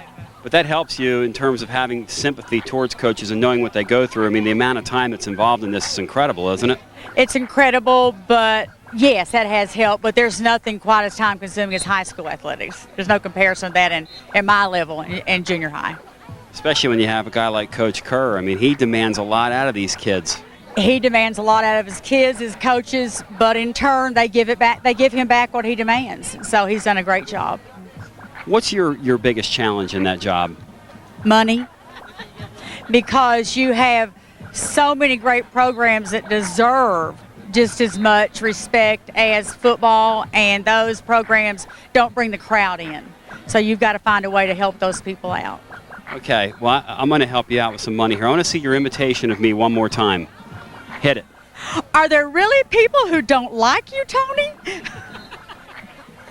I think that says it all. Yeah, I mean, not really much else to add there on the McDonald's High School Football Game of the Week, except to say we have an awesome second half on the way and some scores around the area after this. Welcome back to Fulton. Falcons up 14-7 at the half. Tony, let's get down you to the sideline to a coach who, well, they're in the football game, but I'm sure he's not real happy. Coach, you're down 14-7, but you guys dominated in time of possession in the first half. You know, we came into tonight thinking we had to dominate. The last 2 weeks we've had trouble with the punting game. We had one block last week, cost us the game. We tried, you know, we've backed up a little bit. We tried a quick kick, and, you know, that's the difference in the game right now. We're still in this game. Our kids are fighting hard. We're going to buckle up and see what happens second half. Coach, good luck in the second half. Thank you, bud. Larry Curry's a class act. Now let's go back to Mark Packer up in the booth. Great second half on the way. Yeah, it should be. The direct insurance halftime stats look like this. Tony talks about the time of possession. There it is, 14:25 to 9:35. You know, you can look at all these numbers. Turnovers, not really a concern except for that block quick kick. But the only score that really matters and the only number that matters is indeed the score. 14-7, Falcons with the lead. But we'll come back with the second half of the McDonald's High School Football Game of the Week. Still a lot to be decided here tonight. Falcons of Fulton up 14-7 at the half. Let's show you how we got to this point of where we are right now. Well, we definitely could be tied at 7. Kickoff is coming up here, and so we'll hold off on those highlights for a moment. Anderson County won the opening kickoff. They elected to receive. And so the Falcons get the football to start the second half. Won't be going too far unless they can make a move, and there's that move. How about that one into the secondary? 24, Dennis Rogan with the return. Let's take a look at the first half highlights, and well, you start with the Fulton offense, the direct insurance highlights, and they got going early. J.M. Fine got the football into the secondary, and good positive yardage for the Falcons. That led to this touchdown. Pretty good pass right here by Jaron Troutman across the middle to Marcus Matthews. We talk about the athletes. Zip, zip, zip, touchdown. Falcons took a 7-0 lead, 40 yards on the touchdown. But the moving Mavs came back. They get it to the guy that Tony talked about early, Shane Surface, into the secondary. And that's about where we are right now. We'll do a couple more highlights after this play. Troutman will pitch the football back. Rogan has got a blocker in front. We may already have a third quarter highlight before we get back to the first half highlights. Here's what's interesting. Let's get to the last two highlights of the first half here, and let's get through them. Back to the first half highlights. Anderson County Surface in for the touchdown, tied it at 7, and then, a muffed quick kick to you and me, gave the football back to the Falcons. Tyrone Cobb got in to make it 14-7, and that's where we are right now. Tony, I'm sorry, go ahead. It's been a night of sophomores, though. You know, you saw that block kick, sophomore, winners. Dennis Rogan, the kick return, and then the last run here, Dennis Rogan, sophomore, the starting quarterback here, sophomore. I was talking to a guy down on the field who's pretty familiar with Fulton. He says they are going to be unbelievably great next year. That Reynolds kid, number 70 on defense for him, sophomore. This Cobb kid's just a junior. Yeah. This team is going to be scary next year. Yeah. Scary. Both these teams very, very young, and I think everybody's admitting that it's Austin East's year. Stanton Stevens says the best team he's got. Everybody's talked about Austin East. Okay, you let them stay undefeated. You know that's what they're going to do. These guys are just fighting for a playoff spot. And it's incumbent upon Fulton tonight. They've got to win. They're 1-2 in the region. They lose tonight. I don't care what Buck Coatney says. They lose here tonight, and they are in a world of hurt. They're in trouble. Cobb with the lead block, but Rogan didn't follow him. Didn't use his blocker correctly. Flag is down. Yep. Flag is down. With a blocker like Cobb in front of him, I believe I'd be holding on to the back of his shirt. There's a hold on the play, so it's all for naught anyway. And I believe that's where the hold occurs. I think it happens right there out in the open field. But at any rate, the only thing right now that's going to slow Fulton down with the way they're moving after scoring before halftime, and how many times do you see a quick play turn a game around? Here, Anderson County was dominating in the time of possession. Yep. They chewed up all kinds of yardage on a couple of drives, but then Fulton comes back, gets the block kick on the quick kick on third down. First of all, how many times do you see quick kicks anymore? You don't. I don't think I've ever seen a block kick on a quick kick. And I don't think that's the point behind a quick kick. I don't think we'll see one again for a while for Anderson County either after what that one did for them. Second down and goodness, about 20 at this point, I suppose. Troutman back to pass. Troutman trying to run for his life and sacked. Well done. See, you have the holding penalty that takes you out of your rhythm. Now all of a sudden you've got to throw the ball and do something that you're not, which is trying to convert on a long play, and now you're really backed up. But look at Troutman there as he is unable to avoid the rush of Charlie Heath, who picks up his second tackle for loss in the football game. Tell you what, Anderson County is doing to Fulton what Fulton did to Anderson County there when they got that quick kick. And they made that happen because you remember the Anderson County offense was flat going backwards on that drive. Absolutely. So a long play here, and looks like someone's going to call a timeout and talk about this one, and the timeout is taken by Fulton. The Falcons want to talk about it. A lot to talk about it. A third down in Oak Ridge, 14-7 Fulton. There's Buck Coatney. He's got a lot to think about here. Any chance of a quick kick? How about no? Run the football, play field position, or take a shot downfield. Why not? What is it here? Third down and 27 for the Falcons. They don't have this in their playbook, but if they're going to do something, they're going to turn and throw a little short pass, and that's what they do, and it's almost intercepted. Woo! Boy, I'm telling you, that was almost catastrophe city for the Falcons. No. Here you're just trying to run a high possession pass play and pop it out in the flat. And John Phillips, when he sees this highlight, you better believe it. But he does a great job to get his hands on the ball. But watch this. Troutman just lays it out there. That's the second Homer Simpson though done. That's painful. Elliott Bishop, though. Oh, look at the sideline. I'll tell you, he almost gave Phillips a gift. Well, they'll get the punt away. How about that punt? How about that punt? You always tell somebody don't go backwards if the ball's at your 10-yard line, but Larry Kerr's not going to argue with that. 45 yards on the punt, 15 on the return for a net of 30 yards. That's a no, no, yeah. No, no, yeah. That's what we call that. Anderson County takes over the football, down 14-7 on the McDonald's High School Football Game of the Week. Welcome back to Fulton. Tony, what an absolutely perfect night for football. I got to say this, in the first 6 weeks of the year, we have had some nights where we have absolutely just sweltered at stadiums. This is nice. This is gorgeous, glorious, not a cloud in the sky. The losing team tonight will not have the conditions to blame, and may I say the field here is in terrific shape as well. Yeah, before the game, Tony was throwing passes to me down there. That field, you can eat off that field. It's immaculate as another flag comes down. I told Bob Black that before. He said, Tony, we have so many people in the community that work so hard on key. He said, we want our kids to have and to feel very proud of where they are. As there you see the old-fashioned clip. You don't see that. Yeah, I haven't seen that called in forever, but going to move the ball back, and that's a biggie. That's what we call a biggie. Yeah, on the that opposite is. side of the ball, especially when you're a power T football team like this Anderson County football team happens to be. On the offense. Half the distance go, we beat one down. The cut block, you do not see that call very much, but when you run a flat T formation and you slide back 15 yards before you even get a chance to snap a ball, you're in a world of hurt. Boy, that one hurts. Especially with an offense, and I hate to belabor the point, but you talk about an offense like Anderson County that doesn't have it in the playbook to be able to throw deep and get big chunks of yardage. They got to do it on the ground. So a 1st and 25 is a lot to ask of this kind of offense. Oh, there we go again. Good night. These poor guys. The last series, 3 or 4 penalties moved the ball back. Now they haven't even snapped the ball yet. The penalties were flowing so freely before that Larry Kerr took a timeout and then decided to quick kick. And that's just a shift in the center, just jumping, it looked like there. Jumped the gun and snapped the ball.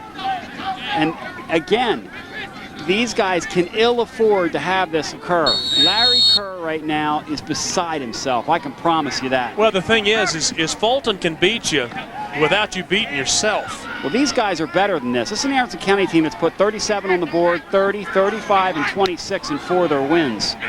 They're better than this. 1st down and 30.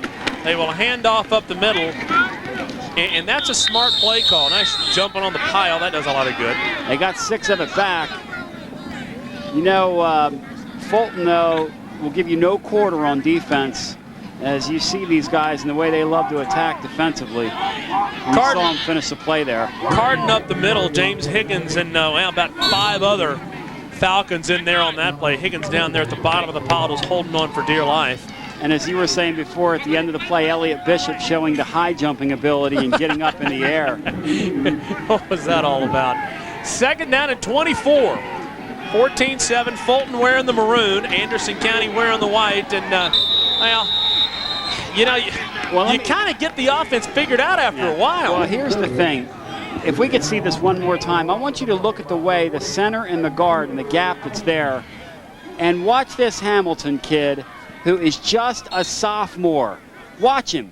You cannot leave him that kind of gap, and the guard cannot block down like that. The center, there's no way in the world the center is going to be able to block that guy one-on-one. You sound like a broken record. That guy runs a 4.6. You sound like 40. a broken record. He's just a sophomore. Exactly. Yeah, how many of these guys are there out there? They've got several.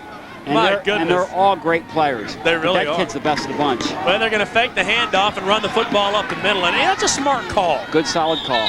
Smart call to get it up to the 25-yard line, which is the original line of scrimmage. Now you give yourself a position where you're able to, if you can punt the ball. Now, let's keep in mind, the last punt they had blocked, they had a couple line drives in their last, in the first quarter as well that led to decent returns. But here you're going to see Service just take the handoff and get what he can. Let's try and punt the football away. And if we're Anderson County, let's hope and pray we can get this punt off and that it's a good kick. Got it away, low line driver. And they'll take the football. Bishop will take the football, trying to find some open space. If he can't find it, he'll create his own, but already in the Fulton territory. 32 yards on the punt, 8 on the return. Let's take a look at some scores around East Tennessee tonight.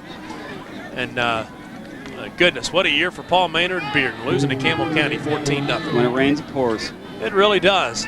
Other scores tonight, Farragut, goodness gracious, here they come over Bradley Central. They're still undefeated, 34-6. Central over Clinton, 35-7 at the half. Also tonight, I know Austin East was up on Gibbs big, 41-7 as they head towards halftime in that game. Powell and West, goodness gracious, 21-all. Skip McMillan. 21-6 Oak Ridge over William Blunt. The Governors, the best winless team in the state of Tennessee. No doubt about it. Falcons will throw this one deep. We'll look for Bishop. Bishop is there for the catch down to the 23. Bishop is such an elegant, graceful athlete. We saw him make a catch earlier. He has this Lynn Swan type of vibe about him when you watch him in the open field. He's running all that fast, but he just makes it look so easy. It's so effortless. You saw that punt return, how he just dobbed and juked a couple guys, and there he just makes the go look so easy, so athletic, and a nice throw as well from the sophomore quarterback. Nice pitch and catch. Jam Fine out there kind of tweaked like he tweaked an ankle maybe. Elliott Bishop, 3 catches, 61 yards, over 20 yards a carry. Falcons inside the 25, go. They get it to Rogan. Rogan with some blockers. Rogan trying to get to the outside. Rogan still trying to get to the outside, all the way down to the 2. Okay, trivia question for you, quickly. Yeah. What year do you think the Rogan kid is? Sophomore. Thank you very little. Another sophomore. Are you getting the picture here that the future is very bright and these guys are going to be soaring highly? Look at that move in the open field. Are you kidding me? Zip. Are you kidding me, part 2? And part 3, if you think you're tackling me, you're kidding me. But that's a nice job by him to run him down at the end of the play. Good job by David Ross to finish there and not give up. But here we go, Falcons up 14-7, and this is the danger zone period for an Anderson County team that needs to keep it close. Inside the 5, 1st and goal, and they will throw. That one over the head of Bishop. He throws it right, he has a touchdown. I agree with you, though. I think there, you line up in that power I formation that was successful earlier on the goal line, and you drive it right at him. I don't give my young quarterbacks a chance to make a mistake. Although Ish Young, who's in this series, has played well. I called him a sophomore before. He's actually a junior. The other quarterback, Trotman, who we saw before, is a sophomore, so the future bright at that position as well. But Coney talking to Bishop about exactly how to run the route, apparently. I don't imagine you're going to see a throw here.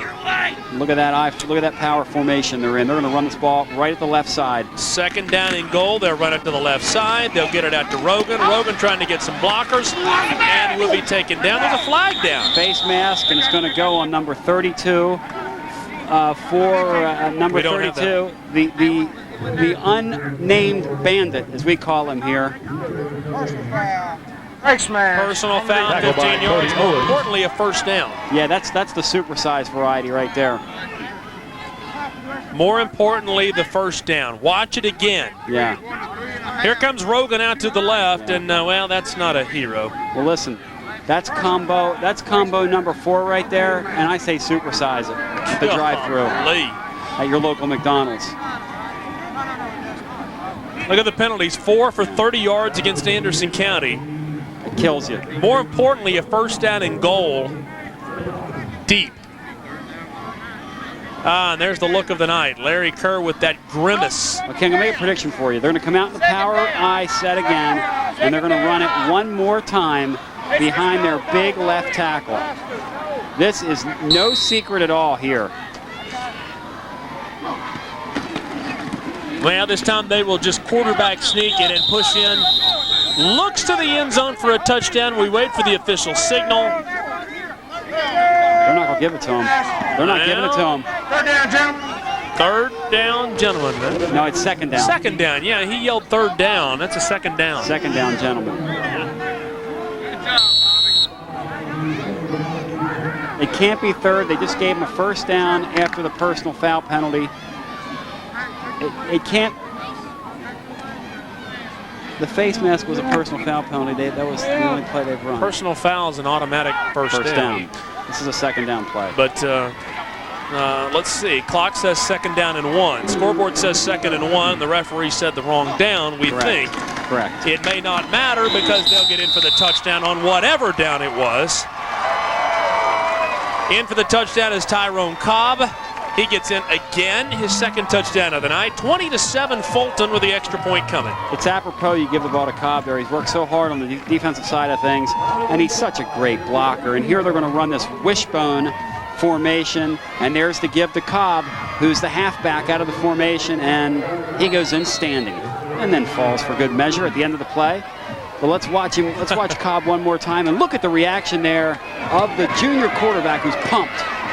Extra point is no good.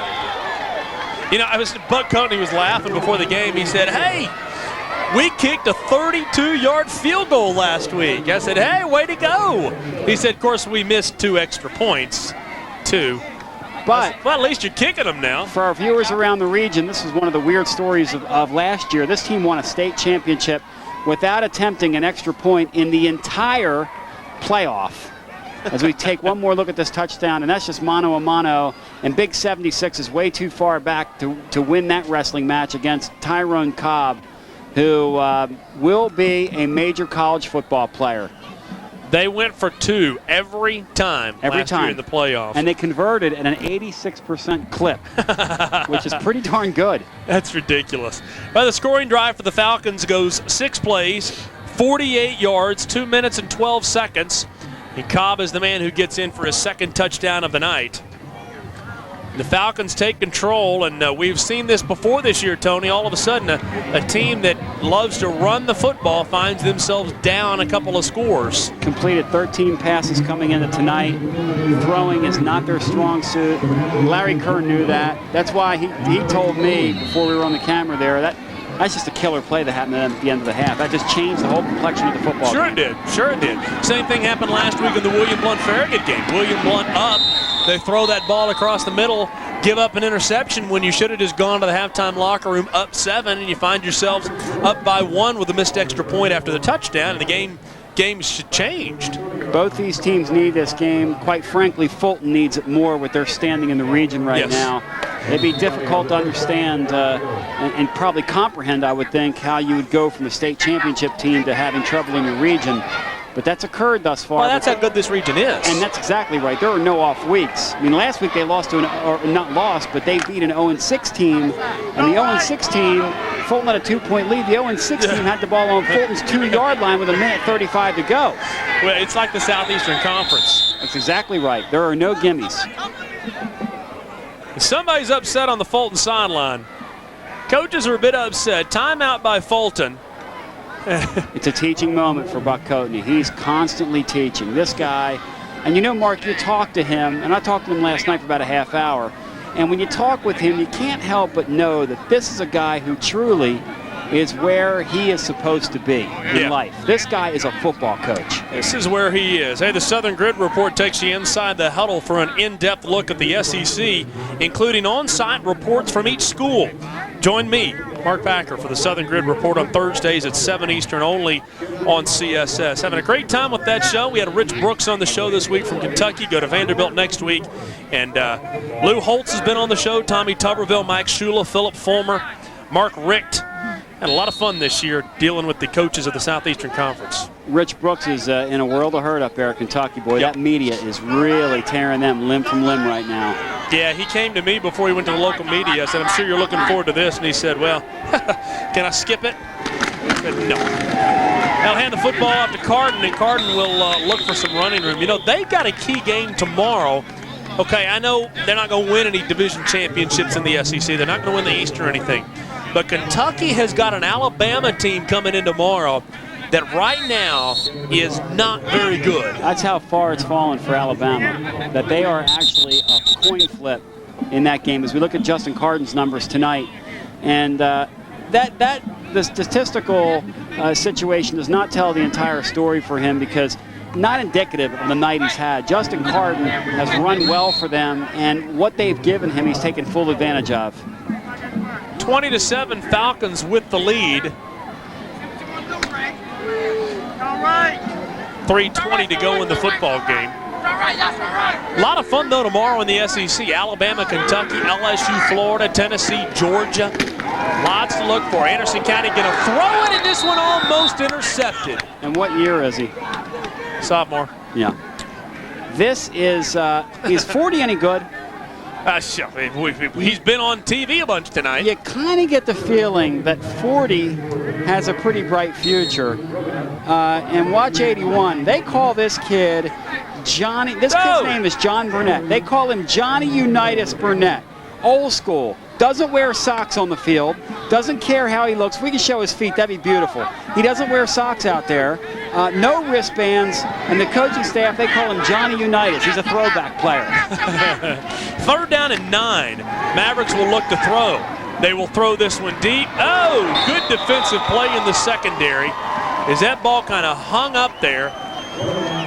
A nice defensive play by Marcus Patton. Marcus Patton, the strong safety, also plays some tight end for him. Had 10 tackles versus Austin East in the game we did regionally back in week 2, and there he just does what you teach that position to do. Stay at home, just make the solid play. Marcus Patton, the senior, back with Elliott Bishop, another senior. And these guys are just excitement waiting to happen. Good punt, gets away. Elliott Bishop will take it, try to beat the first man. And, oh my goodness gracious, you will not see a high school hit harder than that one. Bishop will take it all the way, and great sportsmanship down here at the 37-yard line. A horrendous hit.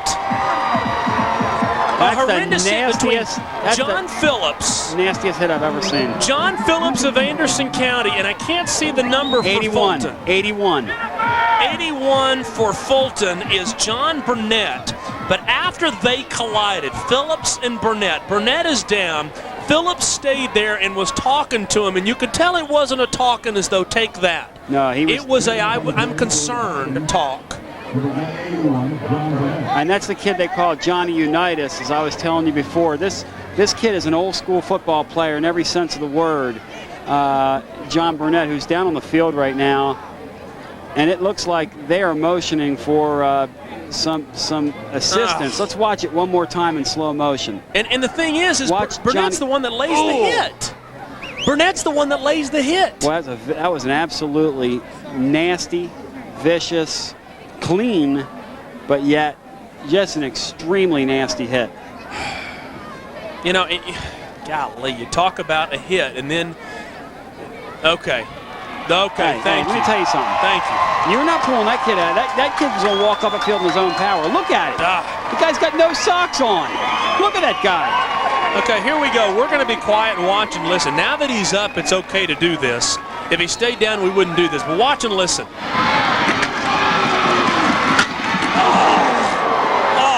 Goodness gracious, head to head. I thought you weren't going to say anything. I didn't till after the hit. Okay, sorry. No, that type of play, though, that type of play elicits that kind of reaction, though. It's hard not to say anything. Oh, yeah. They go for 2 here. They'll complete it. There's that 86% clip. Oh, boy, there's one of those hits that you're going to see on every local station in Knoxville tonight.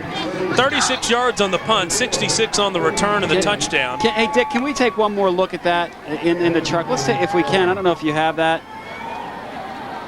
Because this play, if you don't think that these guys are playing hard, I mean, look at him right there. Johnny Unitas bringing it to the table here. But he's the one that laid the hit. I'm telling you, John Burnett, they absolutely love this guy. You know, look at everybody. They tried to give this guy a pair of high tops. He's such an old school player. Now watch the kick returner get upfield and just watch John Burnett. Just measure. Watch him measure. Oh! That's called running through somebody. Oh, I just haven't seen a hit like that in high school football. No. Have you? I haven't seen a hit like that since I went and saw RJ last week, Joe McNish, attack McDonald's down on Broadway. Attacked it. But one white's back out there. These guys are tough. That is amazing. Look at him back out there. It's a sport for tough young men, and I give him a lot of credit for bouncing back and getting out there. John Phillips, a sophomore. He's out there. Is that Phillips with the return? Hey, and he returns the ball. And I'm telling you what, John Phillips hadn't felt like this since the old John Phillips was at the Monterey Pop Festival back in the day, because I'm telling you, that guy's got to be seeing stars right now. As he staggering to the sideline, look at the sophomore, 5'8", 135. He takes the helmet off and says, boys, give me some air here. I need a break. And Johnny Unitas Burnett pounded him, I can promise you. Wow. All right, moving along. Fulton's got full control of the game now. Mavericks will run the football up the middle, and why not get a first down here, down 28-7. You will not see a more pure hit tomorrow, Sunday, or Monday than that one you just saw.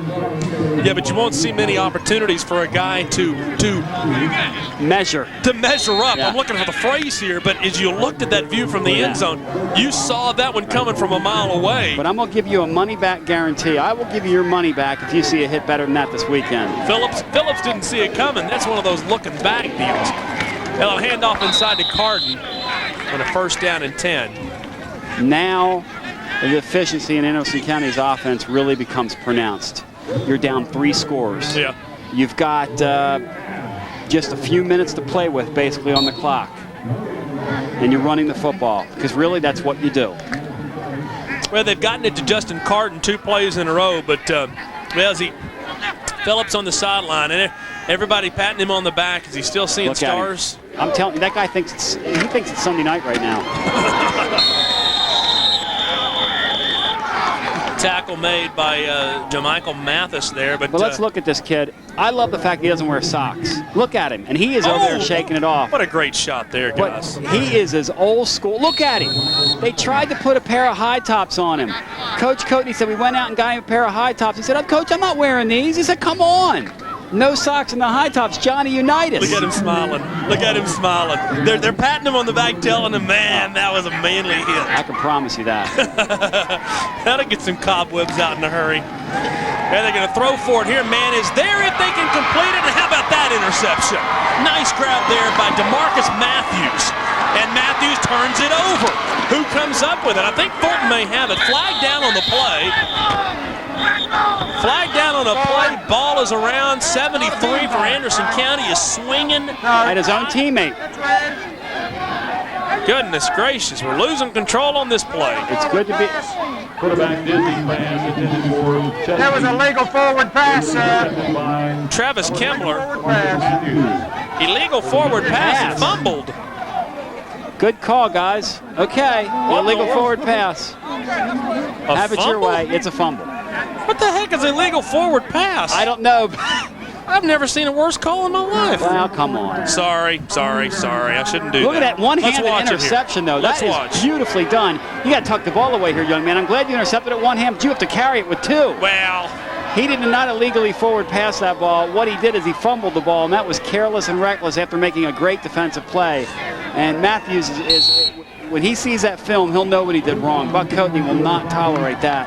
But an excellent interception by him nonetheless. But an illegal forward pass, that was not, okay? I can promise you that. Better back off on the comment. That was an unusual call. Okay, Fulton gets the ball at the 40. And they'll hand off to Rogan, and Rogan will take it up to the 42. Clock will run. And now you're in a situation where if you're Anderson County, you've got to get the ball back somehow. Zane Rogers on the tackle for the Mavericks. Anderson County's defense has played well tonight. I mean, they've gotten the short field twice.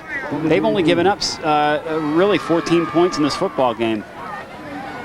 Larry Kerr still pacing up and down the sideline, still talking to the officials, still trying to get something going for his Anderson County team. 2nd down and 8, down 28-7. Should be the last play of the 3rd quarter.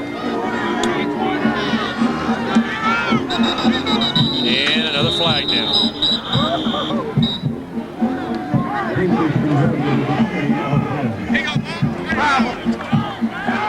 Five, 5-1. Ball start, offense. Interesting to hear everything the officials are saying tonight.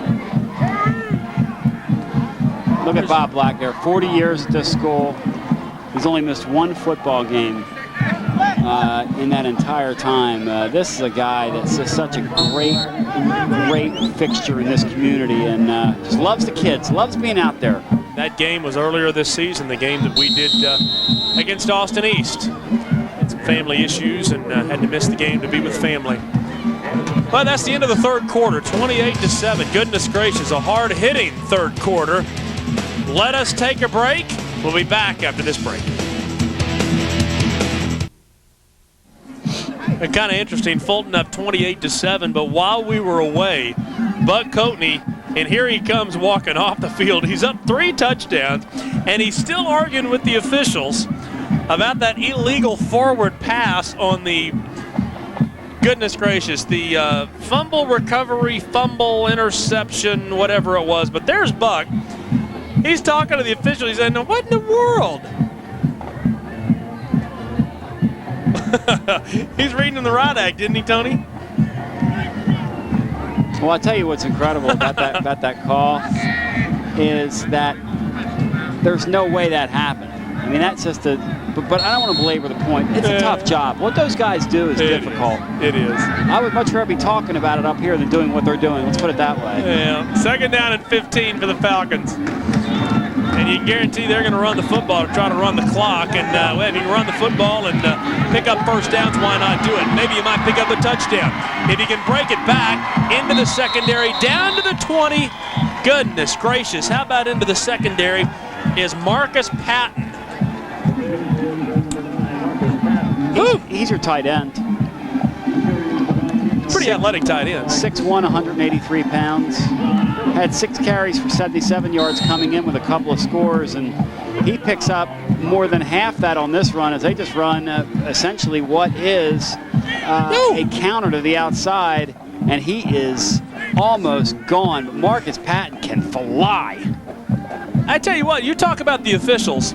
Guys, keep that play there if you can.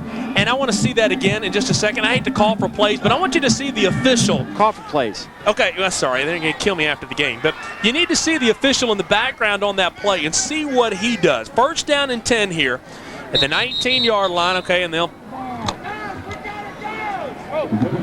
blow it dead. We gotta go!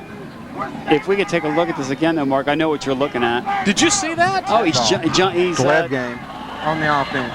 Repeat the down. Looks like a Mexican jumping bean back there. That was awesome.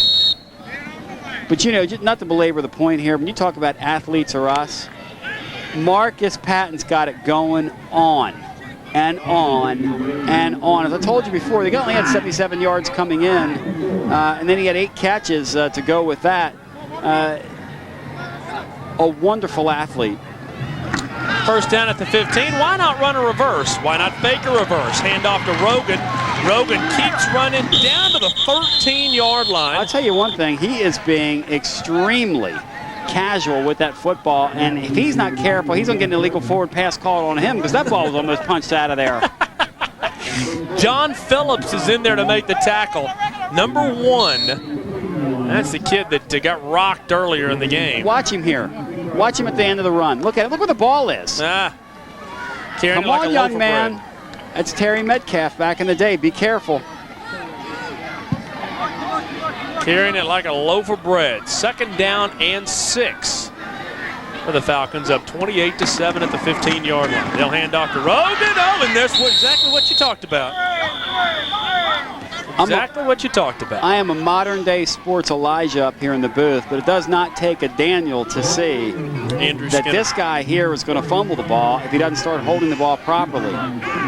Yep. Andrew Skinner, nice play. Value the ball, and an excellent job by Andrew Skinner of seeing that. And I can promise you that teams on tape will see that because there will be some tape from the night. Yep. Some good quality tape, may I say, courtesy of CSS and Comcast. And guys, wonderful job tonight. This is just a great atmosphere here. So neat to be able to spotlight high school football. They will throw for this one. And that one should have been caught. And we're just so blessed to work with guys like Dick Dodson and John Tackett and Skip McMillan. Just some really, and all the guys on this crew, I mean, some real pros. You know, I'll say this. Look at the third quarter stats. Time of possession doesn't really matter at this point because it's 28-7. But rushing yards, you know, Fulton, look at the numbers. I mean, they're not staggering. 2 plays. 2 plays are the difference in the game. Yeah. 2 plays have done it. You know, the movie. A punt return, 2 special teams plays, mind you. The movie Friday Night Lights coming out, and you know, it's so neat to be able to focus on high school sports. And that movie Friday Night Lights, they say, is as good as Hoosiers. I'll believe that when I see it. Elliott Bishop gets the football. Bishop running backwards all the way down to the 2-yard line. Finally landed on.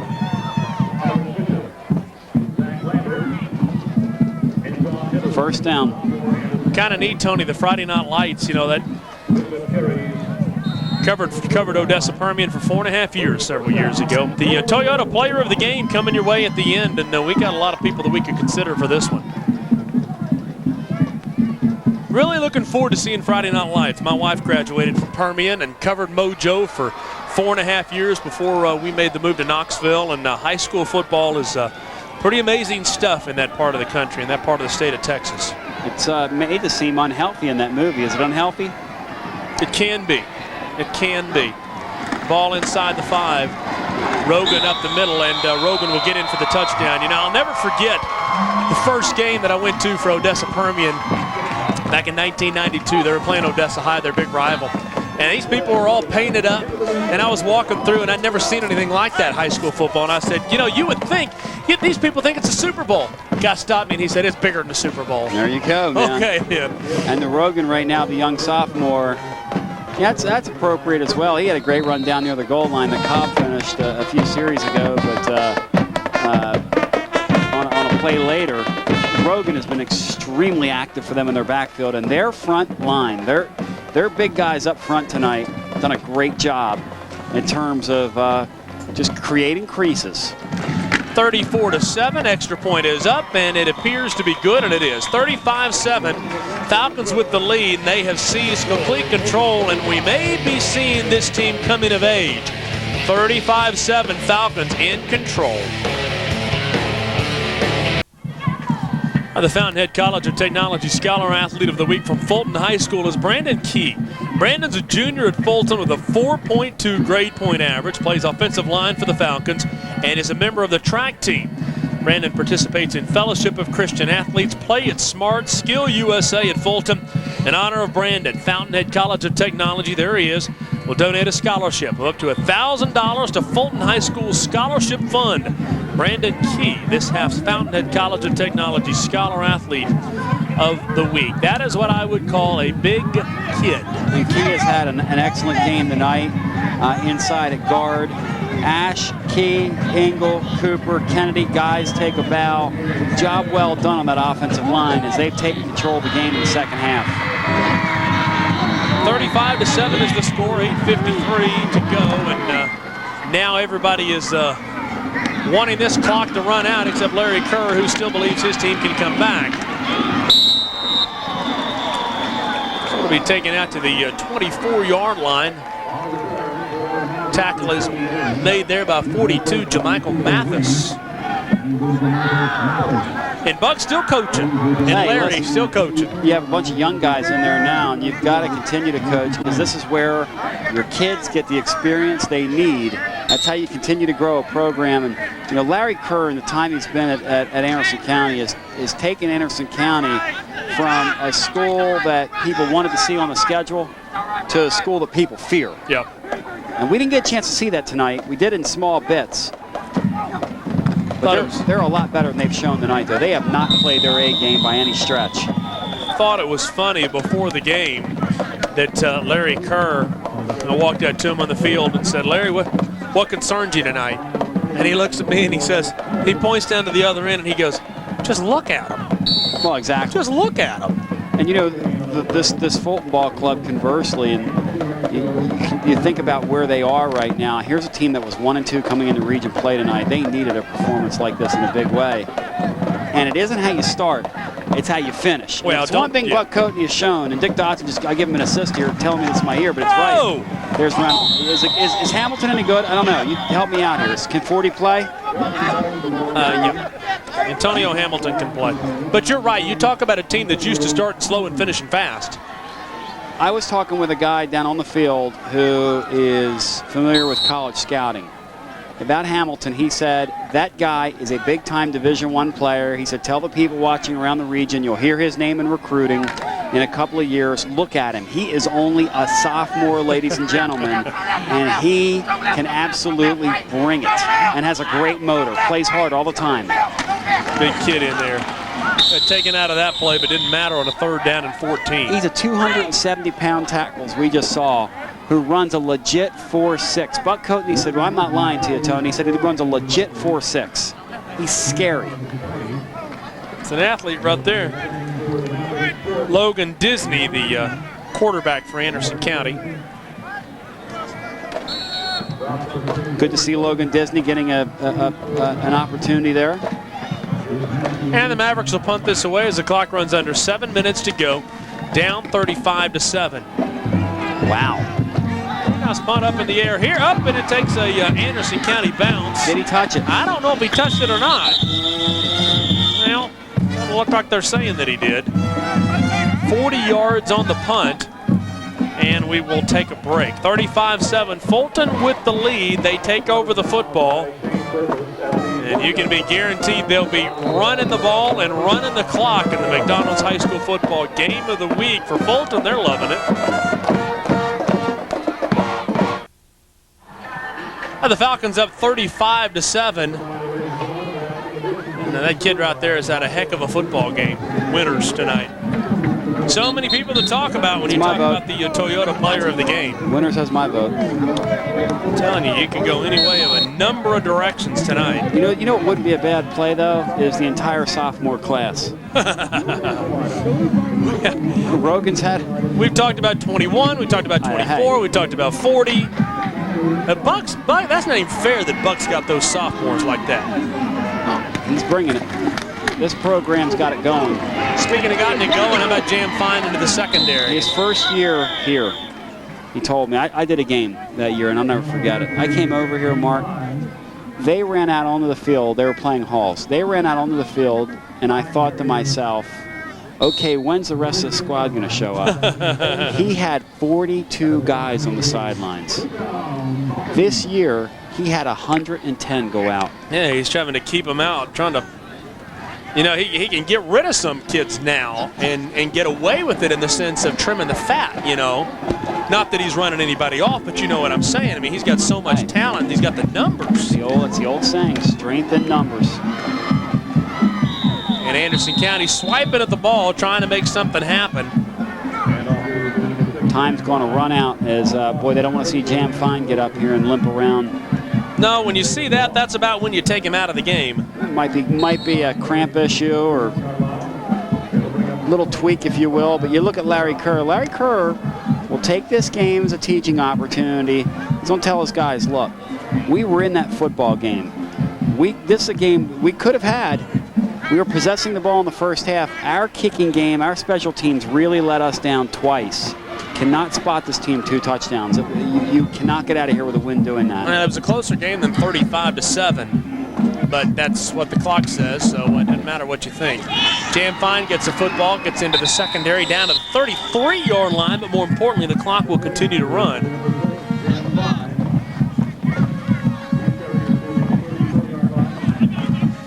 A lot of good-looking athletes for the Falcons, up to 2-2 in region play now.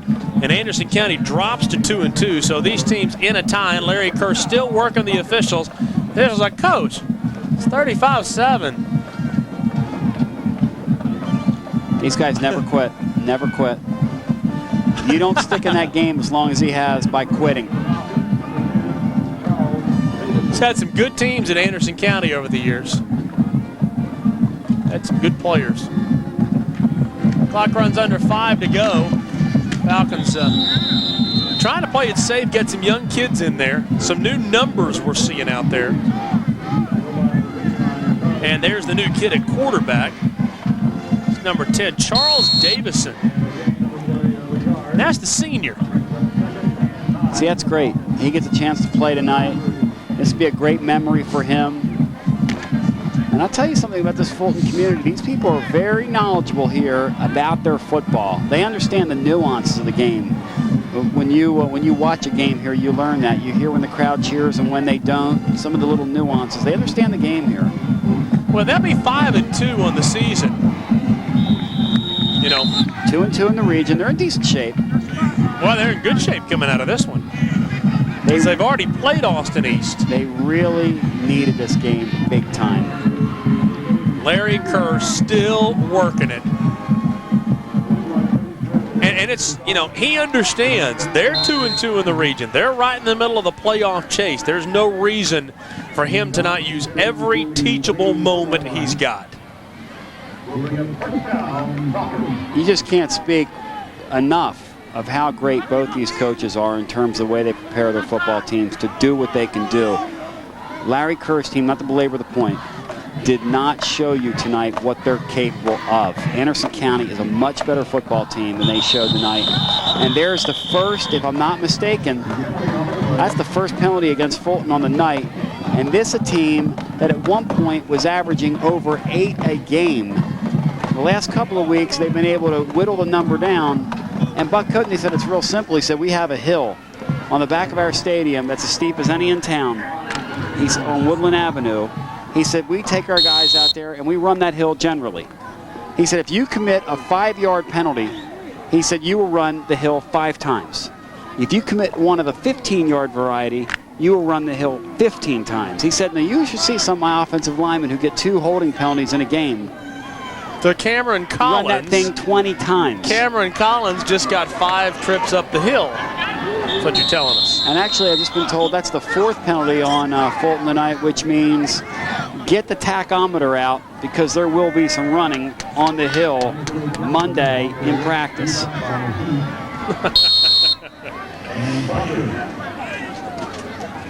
I like to see you out there running the hill with them. You should have seen me running up the steps tonight, getting back after the halftime. Well, I saw you running down the field, throwing the ball before the game. Interesting. Got some wheels on you. Interesting. 2nd down and about 16 after the loss. Falcons will turn and pitch this, and new names out there. That's 34, Terrence Cobb, a 9th grader. Terrence Cobb, the younger brother, the youngest of the young. Another Cobb. That's crazy. You know, Buck was talking about last week when Fulton was playing and they were down 13-3 at the half. He said he took all of the 16 freshmen and he sent them into the other room. And he talked to all the sophomores, juniors, and seniors, and he said, if you guys don't start playing, I've got 16 freshmen over on the other side who would love to come out here and play, and don't think for a moment that I'm not going to take them you out of the game and put them in. All of those freshmen. A turn and handoff in the middle, and everybody saw that one from Anderson County. You know, we do need to thank everybody tonight. Our producer, Dick Dodson, associate producer, Skip McMillan, Joe McNish with the stats, Tyler Ivins is the spotter, Matt Lesica, technical director, Matt Lesica.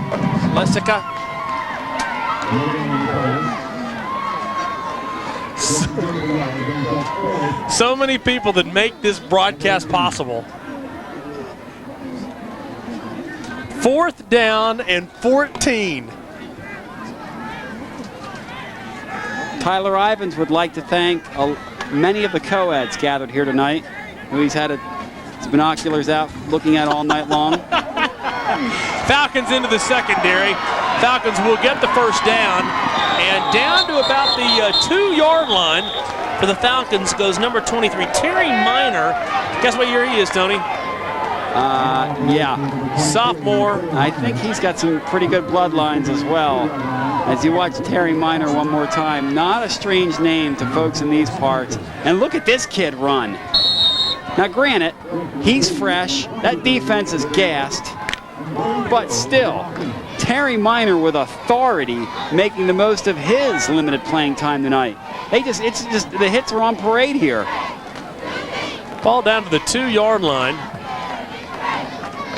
Falcons already up 35-7, and this one will not go anywhere.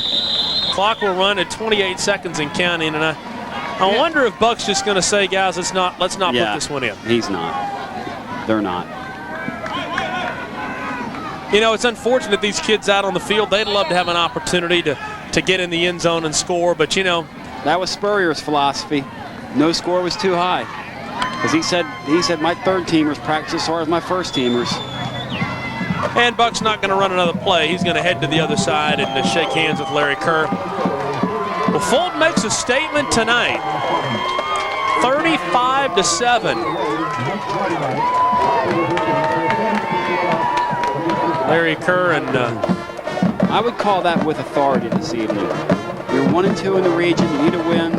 That's called winning with authority.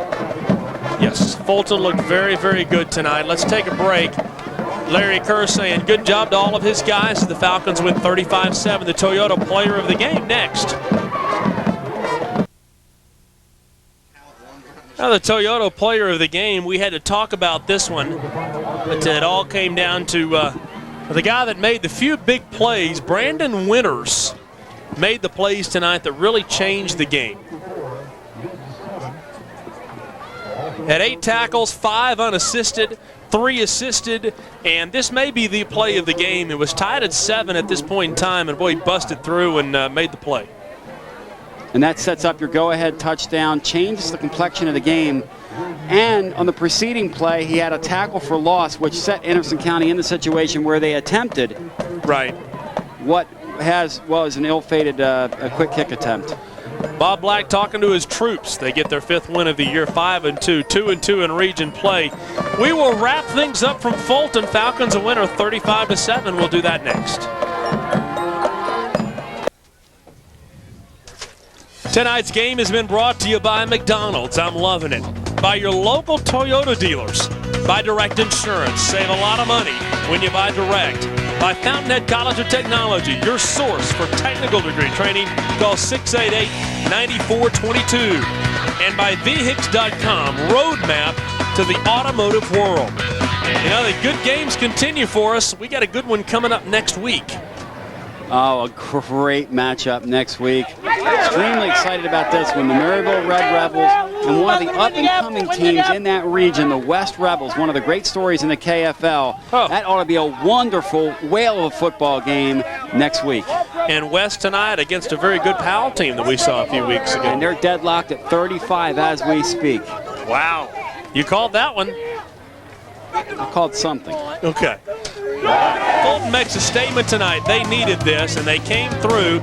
It may have gotten a few plays that they needed to get it done, but the Falcons had Larry Kerr doing a lot of that tonight. It was really an enjoyable ball game. 2 really well-coached football teams. Congratulations to Fulton. Anderson County will get better from this. We got some good games coming your way in the next few weeks, but it starts next week. Maryville against West. For Tony Basilio, Dick Dodson, our producer, and Skip McMillan, our associate producer. Way to go, Skipper. I'm Mark Packer saying good night, everybody. We'll see you next week.